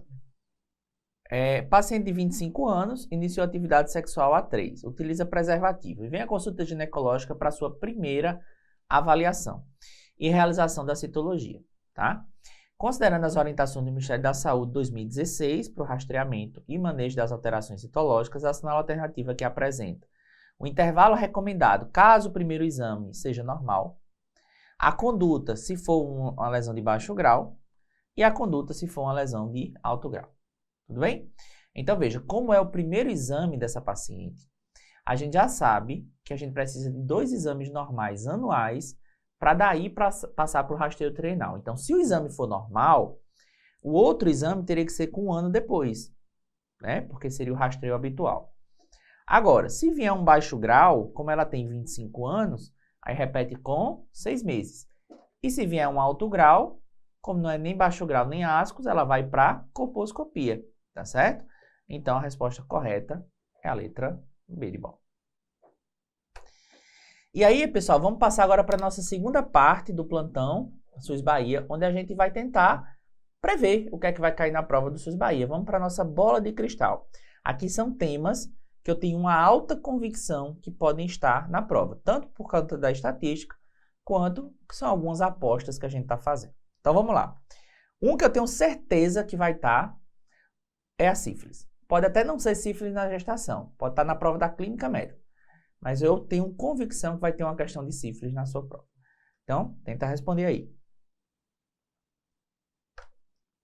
Pessoal, então eu vou fazer o resumão de sífilis. Ele vai preparar vocês para qualquer tipo de cobrança de sífilis que aparecer na prova. Então, veja. Para eu fazer um diagnóstico de sífilis, eu preciso de um teste treponêmico e um teste não treponêmico, ambos positivos. Certo? Na gestação, eu não espero o resultado do segundo teste para começar o tratamento. Eu começo o tratamento enquanto eu aguardo o resultado do segundo teste. Fora da gestação, eu posso esperar. A sífilis com menos de 1 ano de evolução, a gente chama de recente. Dentro desse grupo, eu tenho a sífilis primária, que é a úlcera, a sífilis secundária, que são as lesões dermatológicas, a roséola sifilítica, por exemplo, e a sífilis latente, que é a assintomática. Na sífilis tardia, com mais de 1 ano de evolução, eu tenho a sífilis terciária, goma sifilítica, neurosífilis, sífilis cardiovascular e também a sífilis latente, com mais de 1 ano de duração ou com duração indeterminada. Todas as sífilis recentes, o tratamento é dose única de 2,4 milhões, enquanto que a sífilis tardia é com 7,2 milhões em 3 doses. O intervalo é de 1 semana entre cada uma das doses, podendo se prolongar até 9 dias de intervalo. Na gestação, minha gente, lembra que o tratamento tem que ser com penicilina, mesmo que a paciente seja alérgica. Fora da gestação, você pode usar doxiciclina, mas na gestação é penicilina, mesmo que ela seja alérgica, você vai dessensibilizar e tratar com penicilina. O segmento fora da gestação é com teste não treponêmico trimestral e na gestação esse teste é mensal. E o critério para retratamento é, se eu não tiver queda de 2 diluições em 6 meses na sífilis recente ou 12 na tardia, se tiver subida de 2 diluições ou mais, ou se tiver sinais e sintomas. Além disso, lembrar sempre de tratar parceria, investigar IST, vacinar e notificar, ok? Então vamos lá para a nossa questão. Ó. Uma gestante de 28 semanas, sem queixas atuais, em consulta do pré-natal. No início, com 10 semanas, o teste para sífilis foi não reagente. Então veja, com 10 semanas era não reagente. Na consulta atual, o teste treponêmico foi reagente e o VDRL 1/32, tá? Ou seja, atualmente, com 28 semanas, ou seja, 18 semanas depois, agora com 28 semanas, o teste é reagente, certo? Aqui se passaram 18 semanas. A paciente não tem sintoma neurológico, não usa droga, não tem comorbidade, não tem alergia à penicilina. Tem um parceiro fixo há 6 meses, sem uso regular de preservativo. Então, considerando as diretrizes, qual é a conduta que integra o diagnóstico, a investigação e o tratamento neste momento, certo? Então, veja, essa sífilis tem menos de 1 ano de evolução? Tem. Então, é uma sífilis recente. Tá? Então, já posso descartar aqui a letra B, que a letra B fala em sífilis tardia. Além disso, ela não tem história prévia de tratamento, tá certo? Ela nunca tratou. Então, eu não vou pensar em cicatriz sorológica, tá? Além do que, é raro eu ter uma cicatriz sorológica com VDRL alto, né? E neurosífilis também não, pessoal, certo? Porque a paciente não tem história prévia, nem tem sintoma neurológico. Então, não faz sentido eu pensar em neurosífilis. Então, se eu soubesse classificar, a gente já responderia. Mas vamos ver o resto. Solicitar testagem para outras ISTs, beleza. Testagem e tratamento das parcerias, ótimo. E o tratamento com 2,4 milhões em dose única, por quê? Porque é uma sífilis recente. E VDRL mensal, porque está na gestação. Tudo certinho. Então, resposta, letra A. Eu falei para vocês no começo que essa parte das infecções genitais, infecções congênitas, caiu muito na prova. Então, agora a gente vai falar de HIV na gestação. Tenta responder aí. Minha gente, quando isso aqui cai, geralmente cai o feijão com arroz, certo? Cai a conduta obstétrica. Então, vamos revisar, porque essa questão a gente não vai errar. É uma questão simples, tá? Então, veja. Paciente vivendo com HIV. Carga viral detectável, certo? Ou desconhecida na 34ª semana. Mas essa carga viral detectável, ela tem que ser acima de 1.000 cópias. Tá bom? Nesse caso, minha gente, esse HIV não está com tratamento adequado. E aí, para reduzir o risco de transmissão vertical, a gente vai fazer uma cesariana eletiva às 38 semanas de gestação, usando o AZT profilático pelo menos 3 horas antes. Certo? Por outro lado, se a paciente, apesar de ter carga viral detectável, ela é menor do que 1.000 cópias, aqui, minha gente, o risco de transmissão diminui. Então, eu não preciso mais da cesariana via de parto obstétrica, mas eu mantenho a profilaxia, né, com AZT desde a fase ativa do trabalho de parto até o nascimento do bebê. E a última situação, se a carga viral for indetectável. Aqui o tratamento está ótimo. Tá? Então, aqui é via de parto obstétrica sem profilaxia. Eu vou manter apenas a TARV que a paciente já vinha em uso, ok? E detalhe, ó, tem algumas outras coisas que eles podem perguntar. A gente vai evitar tudo que for invasivo, então, parto instrumental, ruptura precoce da bolsa amniótica, bolsa rota prolongada, episiotomia. Então, tudo que for invasivo e puder aumentar a troca de sangue materno e fetal, a gente evita. Se eu precisar fazer ocitocina, beleza, não tem problema nenhum, posso fazer. E eu devo estimular o quê? A ligadura precoce do cordão para diminuir o risco de transmissão vertical e o parto empelicado. Se parir com a bolsa íntegra, é ainda melhor. Então, lembra que na gestação, se você tem uma paciente que vai fazer TARV, tá? Quando você vai começar a TARV, você pede carga viral, CD4 e a genotipagem. Mas você já começa o tratamento, ok? Vejam só, existia uma preocupação a respeito do uso do dolutegravir, né, no primeiro trimestre. Então, existia lá no manual a possibilidade de você usar efavirenz ou atazanavir nesse grupo. Hoje em dia, a gente já sabe que o dolutegravir é seguro até no primeiro trimestre. Então, pode cair com o dolutegravir no primeiro trimestre, tá? A partir de 13 semanas, aí não tem dúvida. O esquema é o tenofovir, a lamivudina e o dolutegravir, tá? Mas se vier dolutegravir no primeiro trimestre, isso não está errado. Tá? Então, vamos lá. Uma gestante de 30 anos, secundigesta e primípara, 37 semanas de gestação. Realiza o pré-natal no serviço de referência para pacientes vivendo com HIV. E sua última carga viral, com 35 semanas, apresentou resultado de 800 cópias, mantendo-se estável em relação à carga viral com 31 semanas. A paciente tem boa adesão à terapia antirretroviral e está assintomática. No exame físico, altura uterina compatível, batimento, tônus, tudo normal. O parto vaginal anterior foi há 5 anos. Frente ao quadro clínico, qual é a conduta mais adequada em relação à via de parto? Então, letra A. A paciente deve ser encaminhada para parto vaginal, uma vez que a carga viral é inferior a 1.000 cópias, apesar da estabilidade em relação à medida anterior. Perfeito. É isso, pessoal. Então, essa paciente aqui vai poder esperar o trabalho de parto espontâneo, tá? E se ele não acontecer, indução do trabalho de parto. Beleza? B. A via de parto de cesariana é mandatória, devido à carga viral ainda detectável após a 34ª semana. Não, só se fosse acima de 1.000 cópias.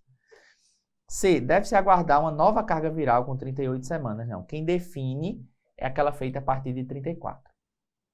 E D. A decisão da via de parto é irrelevante, pois a transmissão vertical tem altíssima probabilidade. Falso, né? A via de parto, a profilaxia, o uso correto da TARV, a contraindicação da amamentação, a ligação precoce do cordão umbilical, tudo isso reduz risco de transmissão. Então, a resposta correta, letra A. E para a gente fechar esse ciclo aí das infecções congênitas, vamos falar de quem? Da toxo na gestação. Então, responde aí. Pessoal, toxo, quando cai, é aquela questão típica, né? Interpretar a sorologia. Então, vamos lá. Primeira situação. IgM não reagente com IgG reagente. Aqui a paciente é imune, pré-natal habitual, não precisa mais fazer nada. Segunda situação, IgM e IgG, ambos não reagentes. Aqui a paciente é susceptível. Você vai instituir medidas profiláticas, então, água de boa qualidade, alimentos, não consumir alimentos crus, não consumir vegetais sem higienizar adequadamente, não manipular terra de jardinagem ou fezes de felinos e assim por diante. E vai vigiar essa sorologia a cada 1 ou 2 meses, né? Porque se houver a soroconversão durante a gestação, você vai detectar. Agora, se só o IgM vier reagente, pessoal, aqui tem 2 possibilidades. Ou você flagrou uma toxo aguda, ou você está diante de um falso positivo, ok? O que é que você vai fazer? Vai iniciar a espiramicina e vai repetir com 2 a 3 semanas. Nesse intervalo, você espera que a IgG, caso seja toxo mesmo, ela positive. Tá? Então, se você repetiu e a IgG positivou, realmente era toxo. Você vai manter o tratamento. Se a IgG não positivou, era um falso positivo da IgM. Suspende tudo e considera a paciente como susceptível. E por último, se as duas forem reagentes. Se as duas forem reagentes, você está diante de uma toxo aguda. O que você não sabe é se essa infecção foi durante a gravidez ou não. E aí você vai iniciar a espiramicina e vai pedir o teste de avidez. Agora, detalhe. O teste de avidez, ele só vai ajudar a gente se for numa gestação de até 16 semanas. Porque a avidez consegue diferenciar se aquela infecção ocorreu nas últimas 16 semanas. Tá bom? Então, se eu fiz a avidez e a avidez veio baixa, significa que o contato ocorreu há pouco tempo, e, portanto, nas últimas 16 semanas e, portanto, dentro da gestação. Eu vou manter o tratamento. Agora, se a avidez vier alta, é porque isso aconteceu há mais de 16 semanas e, portanto, fora da gestação. E aí eu suspendo o tratamento e considero a paciente como imune. Tá? E sobre o tratamento, o que é que eu preciso saber?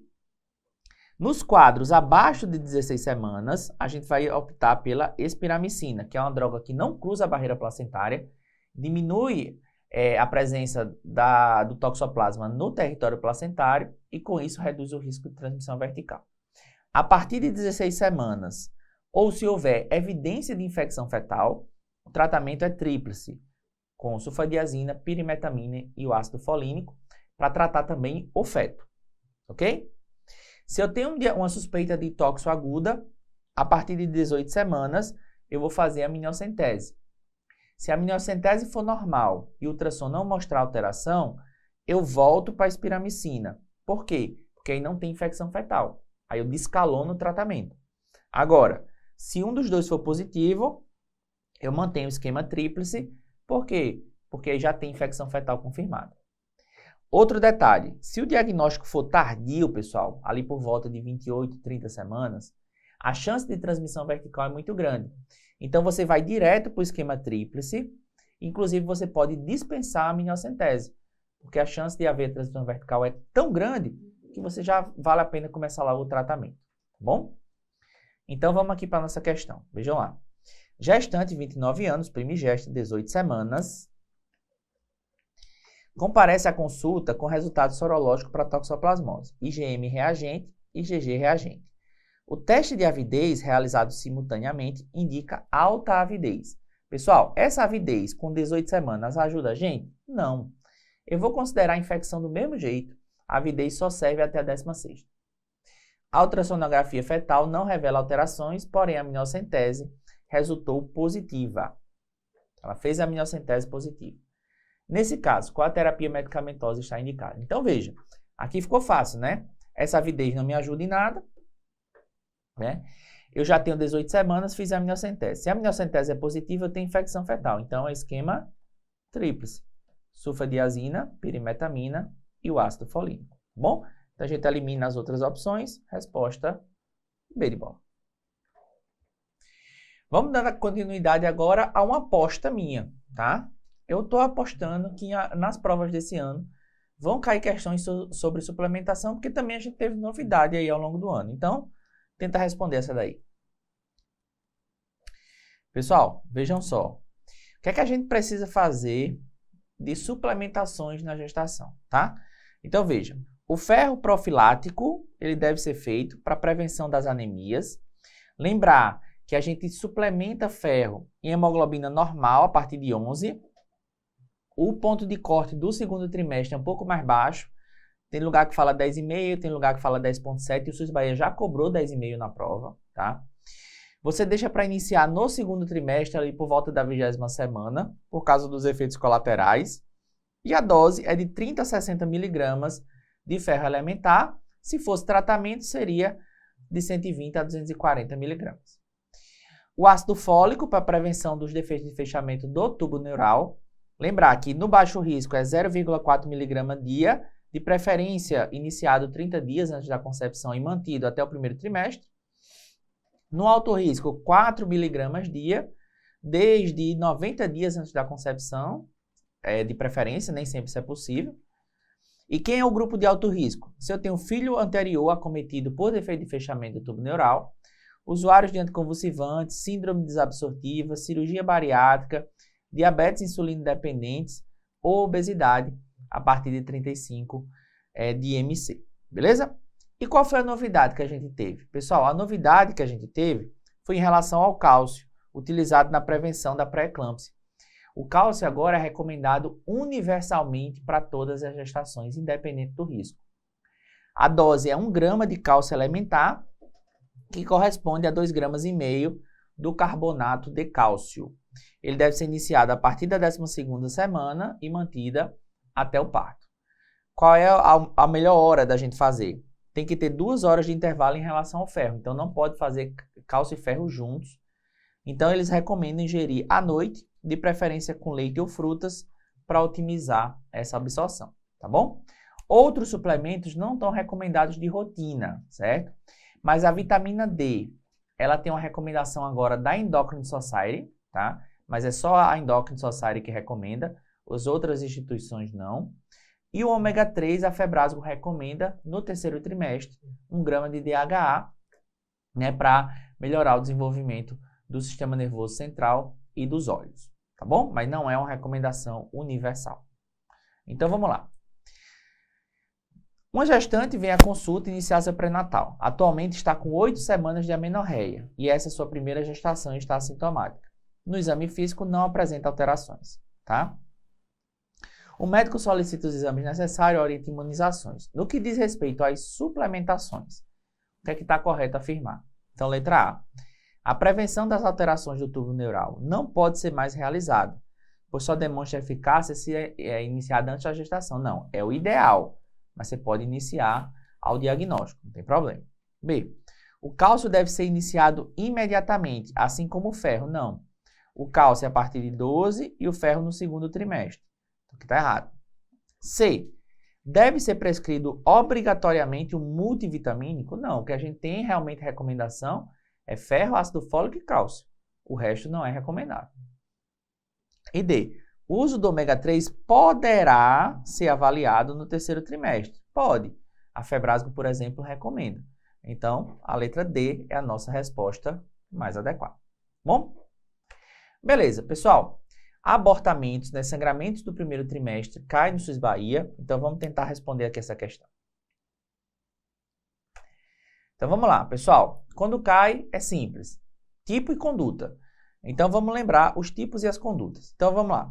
Ameaça de abortamento, sangramento da primeira metade, restante do exame físico e ultrassom, tudo normal. Abortamento completo. A paciente estava grávida, teve o processo de abortamento, a clínica de abortamento sangrou, tudo, e agora a clínica melhorou, o sangramento parou, o colo fechou, o útero está pequeno, tá? Nessas duas situações, não tem o que eu fazer, a conduta é acompanhamento. Lembrando que na ameaça de abortamento, a progesterona não muda o prognóstico, tá? Então, ela não está recomendada, exceto naquelas pacientes que têm história de perdas sucessivas. Nesse grupo, ela pode ter algum efeito. O que é o abortamento retido? Pessoal, abortamento retido é uma gestação que não vai evoluir. Então, pode ser um óbito embrionário, pode ser uma gestação anembrionada.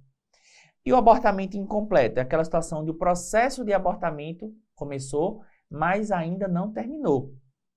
Então, veja, nessas duas situações, eu tenho duas opções de tratamento.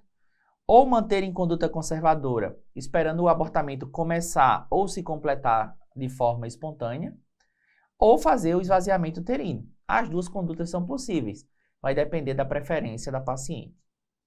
E por fim, o que é um abortamento inevitável, também chamado de abortamento em curso?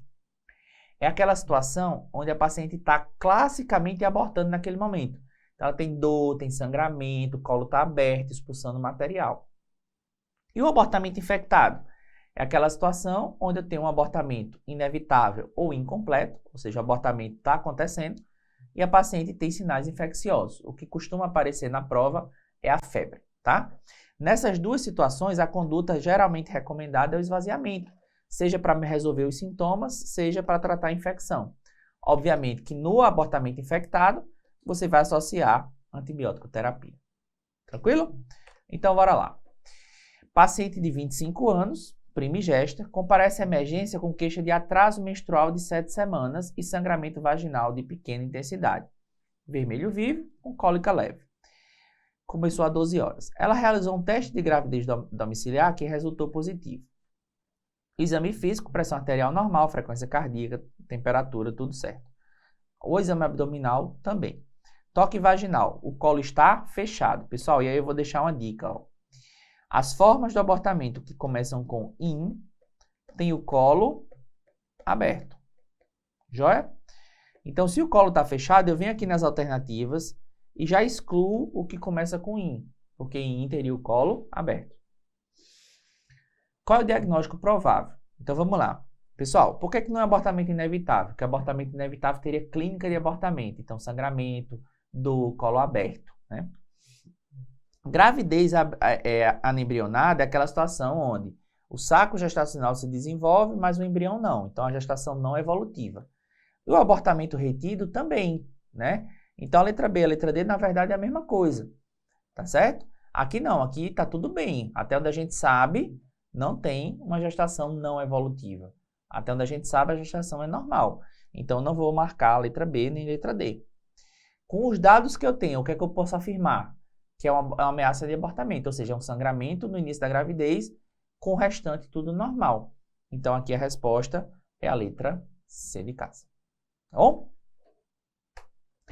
Pessoal, quando o SUS Bahia cobra assistência ao parto, né, a gente já teve poucas questões relacionadas às condutas durante a assistência ao parto, mas a gente já teve algumas questões sobre indução do trabalho de parto. Então, é o tema mais provável de cair dentro dessa área da obstetrícia. Então, vamos lá tentar responder essa questão aqui. Pessoal, vamos lá. Vejam só. Quando é que eu indico a indução do trabalho de parto? Na gestação prolongada, a partir de 41 semanas, na bolsa rota, principalmente a bolsa rota de termo, no óbito fetal ou se tiver alguma doença que necessite de interrupção da gestação antecipada. Quando é que eu não faço indução? Naquelas situações onde o parto já não é recomendado. Então, por exemplo, ó, desproporção cefalopélvica, cicatriz longitudinal, a gente vai falar mais sobre ela, apresentação fetal anômala. Então, veja, nas apresentações defletidas, nos pélvicos ou nos gêmeos, se a paciente chegar em trabalho de parto, em algumas situações você pode até acompanhar o parto, mas induzir o trabalho de parto, não. No sofrimento fetal e na placenta prévia, porque você tem aí uma situação na placenta prévia que não pode parir normal e no sofrimento, onde você quer antecipar e resolver o mais rápido possível, tá bom? Beleza, então vamos entender melhor sobre a indução. Pessoal, a indução, ela tem duas etapas. A primeira é chamada de preparo de colo. Eu vou tornar esse colo favorável ao trabalho de parto. Eu posso fazer isso de forma farmacológica, com misoprostol, ou de forma mecânica, com a sonda de Foley, tá? E depois eu vou dar a essa paciente, se isso já não tiver acontecido espontaneamente, contrações uterinas, né? E para isso eu vou fazer a ocitocina, associada ou não à ruptura da bolsa amniótica, ok? E aí lembra da regrinha da cicatriz uterina. Se a paciente tem história de cicatriz uterina transversa, cesarianas, que habitualmente a gente faz, ela não pode fazer misoprostol, mas ela pode fazer indução mecânica, tá bom? Agora, se ela tiver passado de abertura do útero longitudinal ou desconhecida, então ela fez, por exemplo, miomectomia anteriormente, aí ela não pode fazer nenhum tipo de preparo de colo. Ela vai direto para uma nova cesariana. A gente já teve questões do SUS Bahia que fizeram a gente calcular o índice de Bishop, tá? A gente sabe que o índice de Bishop até 5 é desfavorável e a gente vai fazer preparo de colo. A partir de 6 ela é favorável, a gente já pode ir para a ocitocina. Se a questão der o índice de Bishop, ótimo. Mas se ela não der, a gente vai aprender a calcular o índice de Bishop, tá? Para não errar esse tipo de questão. Primeira coisa que ajuda é a regra dos 5 As, tá? Então veja, se o colo for amolecido, anteriorizado, apagado 80% ou mais, dilatado, aberto 5 centímetros ou mais, ou o bebê estiver abaixo, no plano mais 1 ou maior, ele vai ter as pontuações máximas. Observem aqui, isso pontua máximo. Então veja, quanto mais As eu tiver no meu diagnóstico, né, na minha questão, maior a probabilidade da resposta ser ocitocina. Às vezes isso já ajuda, tá? Se ainda assim não for suficiente para você responder a questão, aí você vai tentar escrever o índice de Bishop na sua prova. E aí eu vou lhe dar uma dica para você fazer isso. Então veja aqui, ó. O índice de Bishop, ele é composto de 5 características, tá? 4 delas dizem respeito ao colo do útero e uma, que é essa daqui, diz respeito ao feto, que é a altura da apresentação, tá? Então vamos lá, vamos começar de baixo, ó. Posição e consistência são as únicas situações que não podem pontuar 3 pontos, certo? Não vai. Só vai pontuar até 2.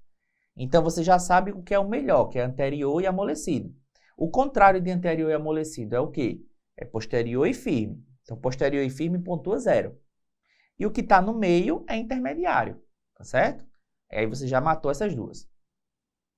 Aí vamos lá, apagamento. Pessoal, apagamento, a gente vai descer de 2 em 2 dezenas. Então, se aqui é 80, aqui é 70, 60. Diminui mais 2, 50 e 40.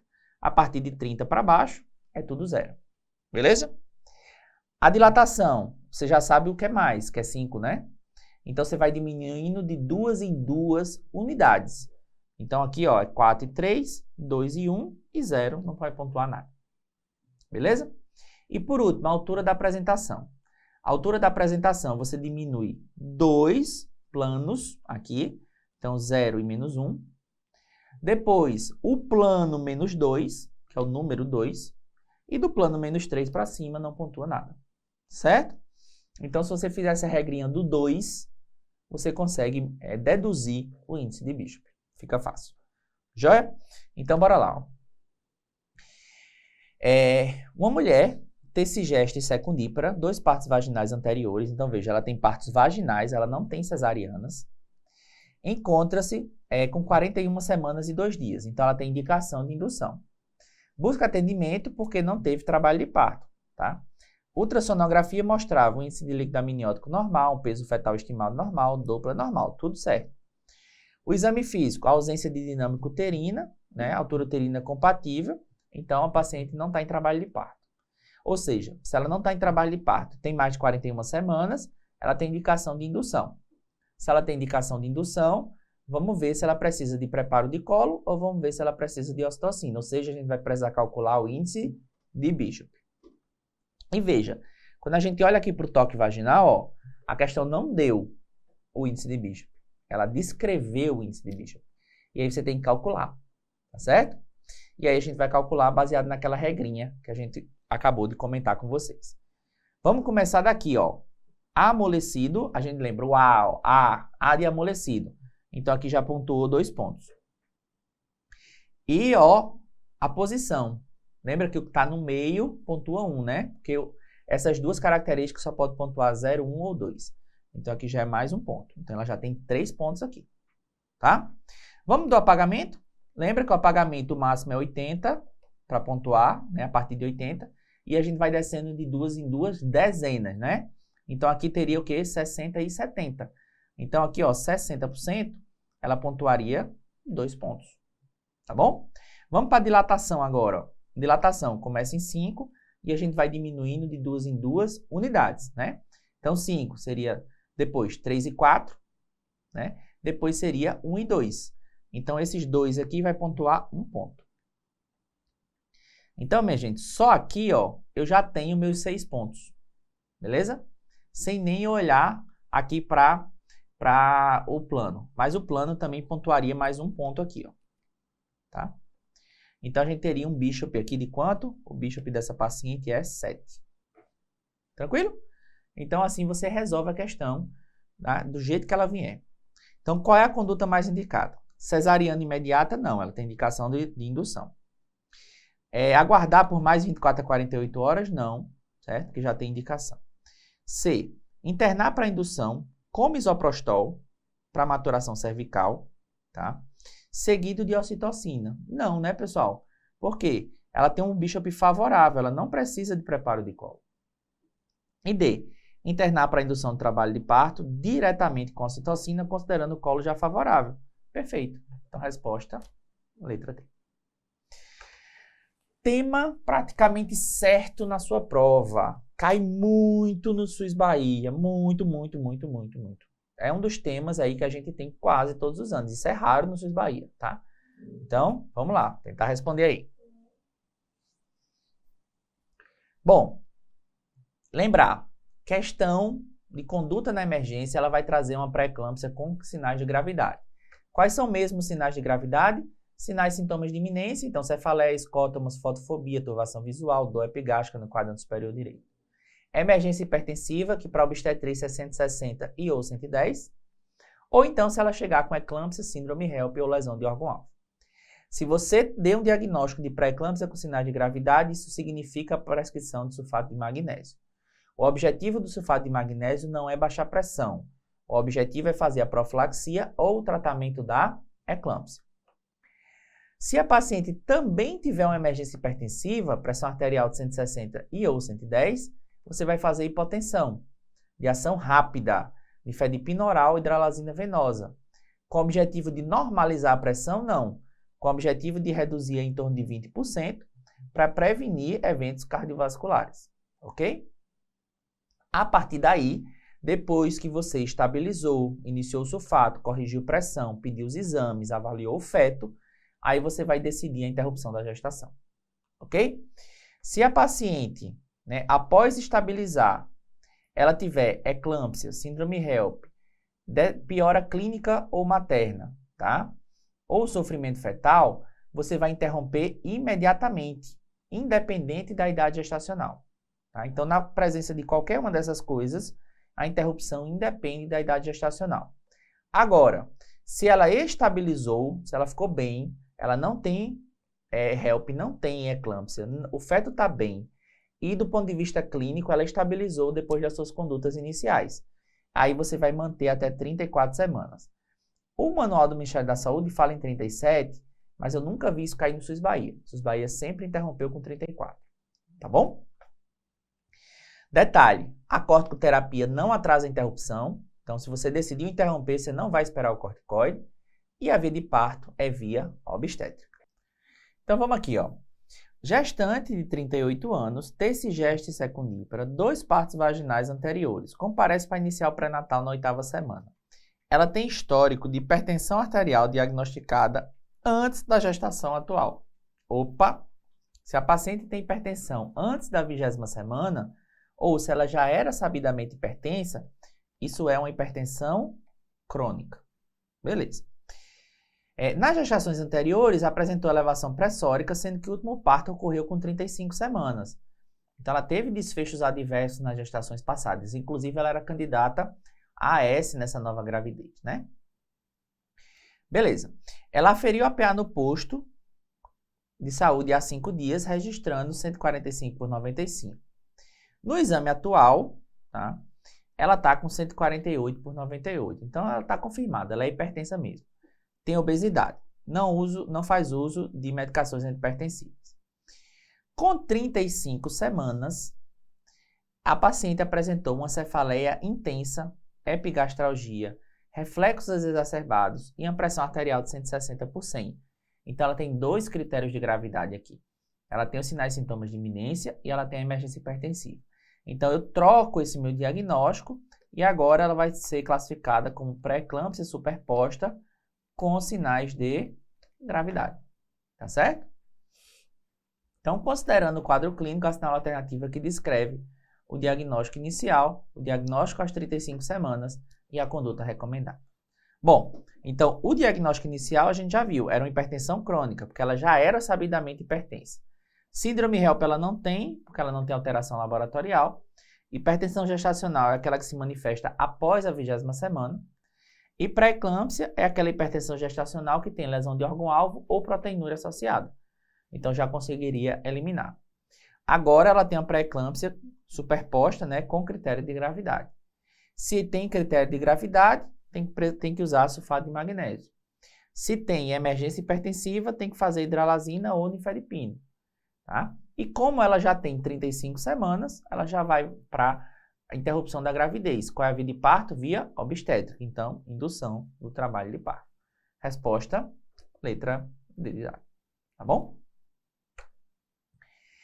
Pessoal, outra questão que às vezes cai, né, e que já tem um tempo aí que não aparece, a gente está apostando, é o sangramento da segunda metade. Então, vamos entender as diferenças entre um e outro. Tenta responder essa daí.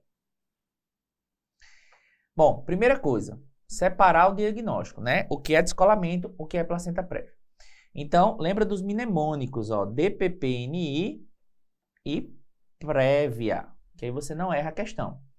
Então, no DPP eu tenho dor, hipertonia, geralmente é um paciente hipertensa. Quando eles não colocam hipertensão, eles colocam usuários de cocaína. Altera a frequência cardíaca fetal, pode ser uma bradicardia, por exemplo. E geralmente o sangramento é vermelho escuro. Já na placenta prévia, o sangramento é progressivo e repetitivo, ou seja, cada novo sangramento ela sangra um pouco mais. Esse sangramento é espontâneo, pode começar com a paciente dormindo até. É vermelho vivo, porque é agudo. Não dói e não tem hipertonia. Isso ajuda muito, esses dois aqui, ó, ajudam muito a diferenciar do DPP. Sem falar que o sangramento é de origem materna, então não altera a frequência cardíaca fetal. Além disso, eles podem perguntar a conduta, tá, minha gente? Então, veja, no DPP, se o feto está vivo, tá, você vai olhar para a mãe. A mãe está estável, com parto iminente, ou seja, aquele parto vai acontecer nos próximos 20 minutos, 30 minutos, você pode permitir o parto vaginal. Ele está quase acontecendo, você pode até passar um fórceps ali e resolver.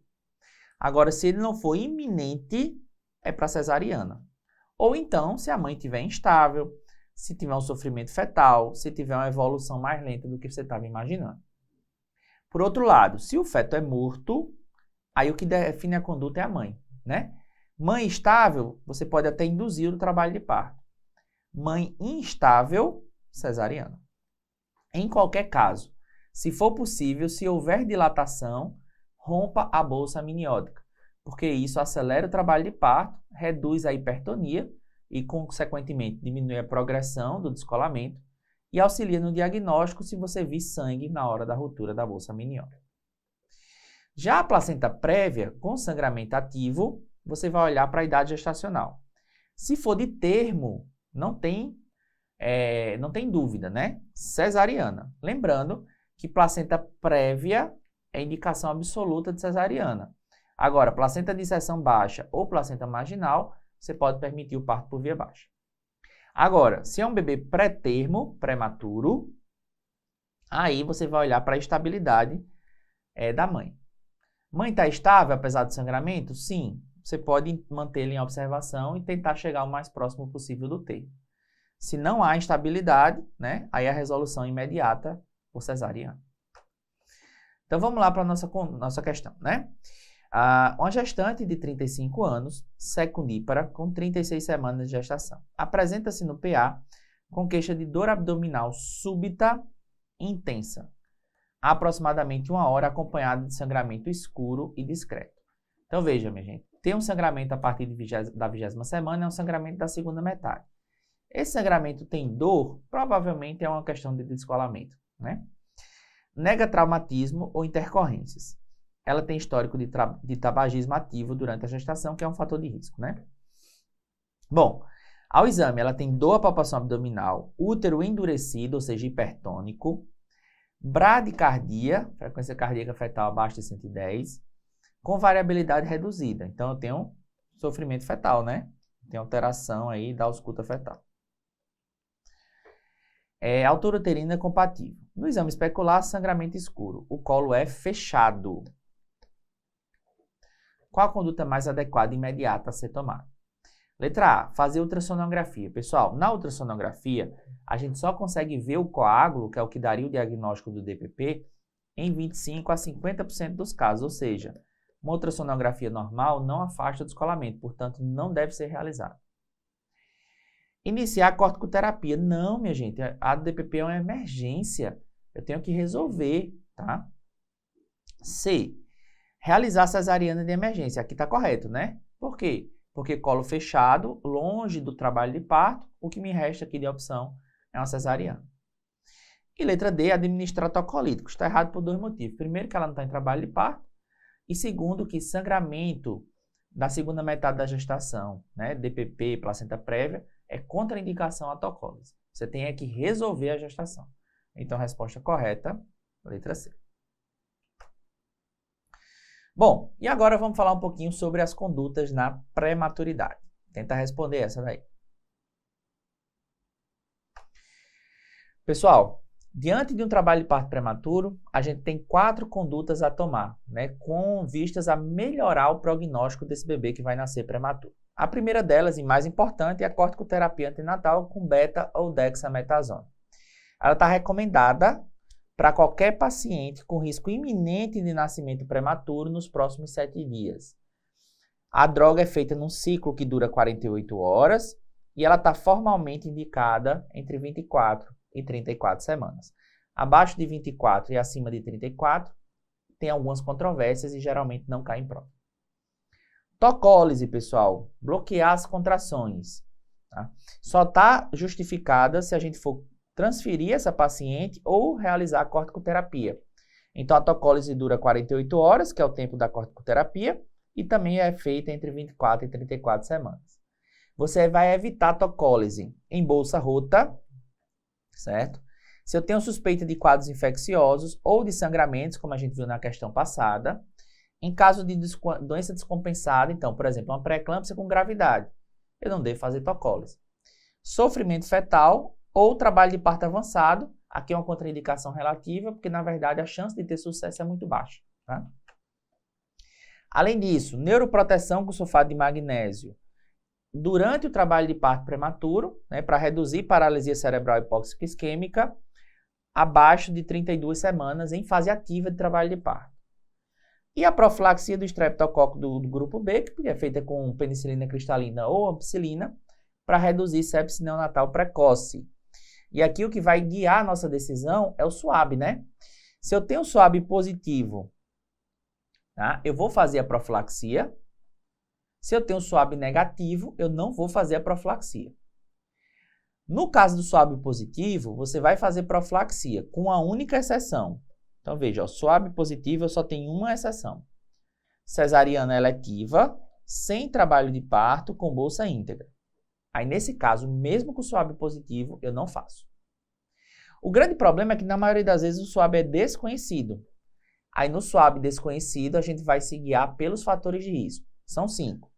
Trabalho de parto prematuro, febre intraparto, 38 graus ou mais, bolsa rota prolongada, 18 horas, urocultura por estreptococo positiva ou filho com sepse neonatal precoce em gestação anterior, tá certo? Então, se eu não tenho SWAB, eu tenho um desses fatores de risco, eu faço a profilaxia. Vamos lá para a nossa questão. Então, veja, é uma mulher de 24 anos, primigesta, com idade gestacional de 31 semanas. Procura o PA referindo contrações dolorosas e irregulares a 3 horas, sem perda de líquido. Refere boa movimentação fetal. Na ultrassonografia, feita uma semana antes, era normal. Então, no exame, a paciente está afebril, pressão, frequência cardíaca, altura do fundo, BCF, tudo certo. Tem 2 a 3 contrações que duram 10 minutos, que duram 40 segundos em 10 minutos de observação. Então, ela tem dinâmico uterino. E o colo tem 2 centímetros, com 50% de apagamento. Ou seja, se eu tenho contração com modificação do colo, eu tenho o quê? Um trabalho de parto prematuro, com 31 semanas de idade gestacional. Beleza. Cardiotocografia normal. Em relação à conduta terapêutica mais indicada, considerando o manejo do TPP, é correto afirmar. Então, vamos lá. Letra A. Iniciar tocolíticos. Pessoal, vamos fazer tocolítico? Vamos. Por quê? Porque eu estou com risco de nascimento prematuro nos próximos momentos, né? Então, eu tenho indicação de corticosteroide. Se eu tenho indicação de corticosteroide e não tenho nenhuma contraindicação, eu também vou fazer tocólise, certo? Então, vamos fazer a duplinha, né? Tocólise e corticoide. Então, iniciar tocolítico, beleza. Administrar corticoide, fechado. Neuroproteção. Gente, neuroproteção eu faço em trabalho de parto ativo com menos de 32 semanas. É o caso? É o caso, né? Então, beleza. E avaliar a necessidade de profilaxia para o estreptococo do grupo B. Por quê? Porque eu não tenho SWAB conhecido, mas eu tenho um fator de risco, que é o próprio trabalho de parto prematuro. Então, também vou fazer GBS. Então, a letra A está perfeita. B.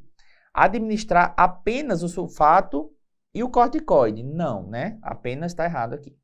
C. Encaminhar a resolução da paciente por via vaginal, considerando que a idade gestacional já confere viabilidade, ou seja, não fazer nada. Está errado, né?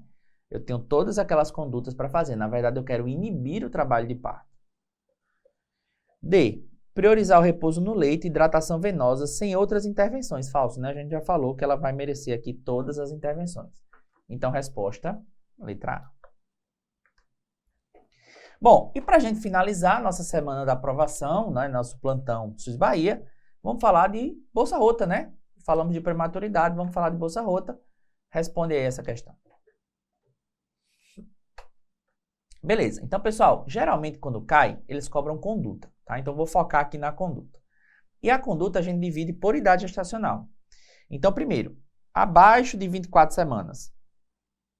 Pessoal, abaixo de 24 semanas, o prognóstico desse bebê é muito reservado. A chance dele sobreviver aqui fora é muito baixa, tá certo?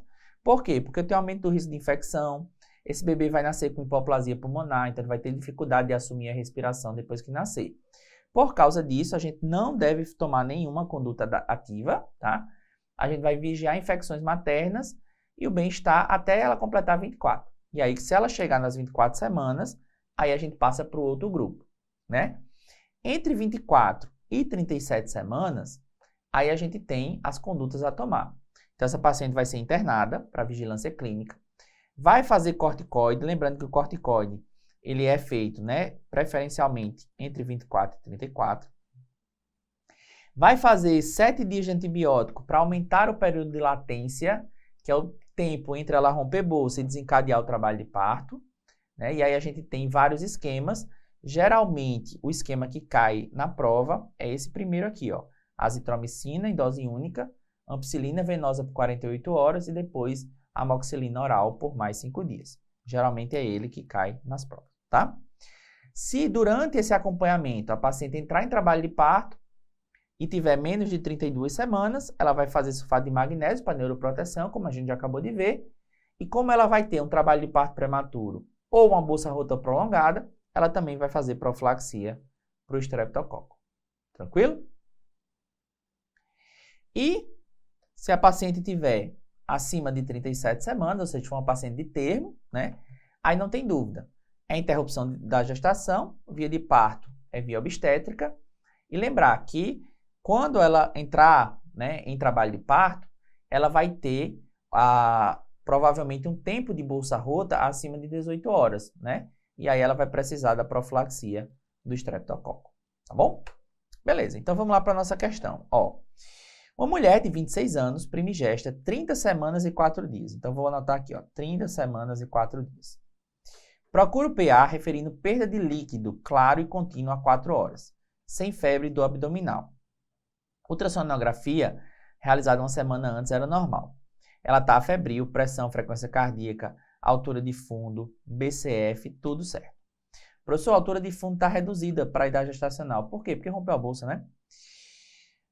No exame especular, eu visualizei a saída de líquido, então está confirmado o meu diagnóstico. É uma bolsa rota. Cardiotocografia, normal, tá bom? Então veja, o paciente tem uma bolsa rota, né, ruptura prematura, pré-termo.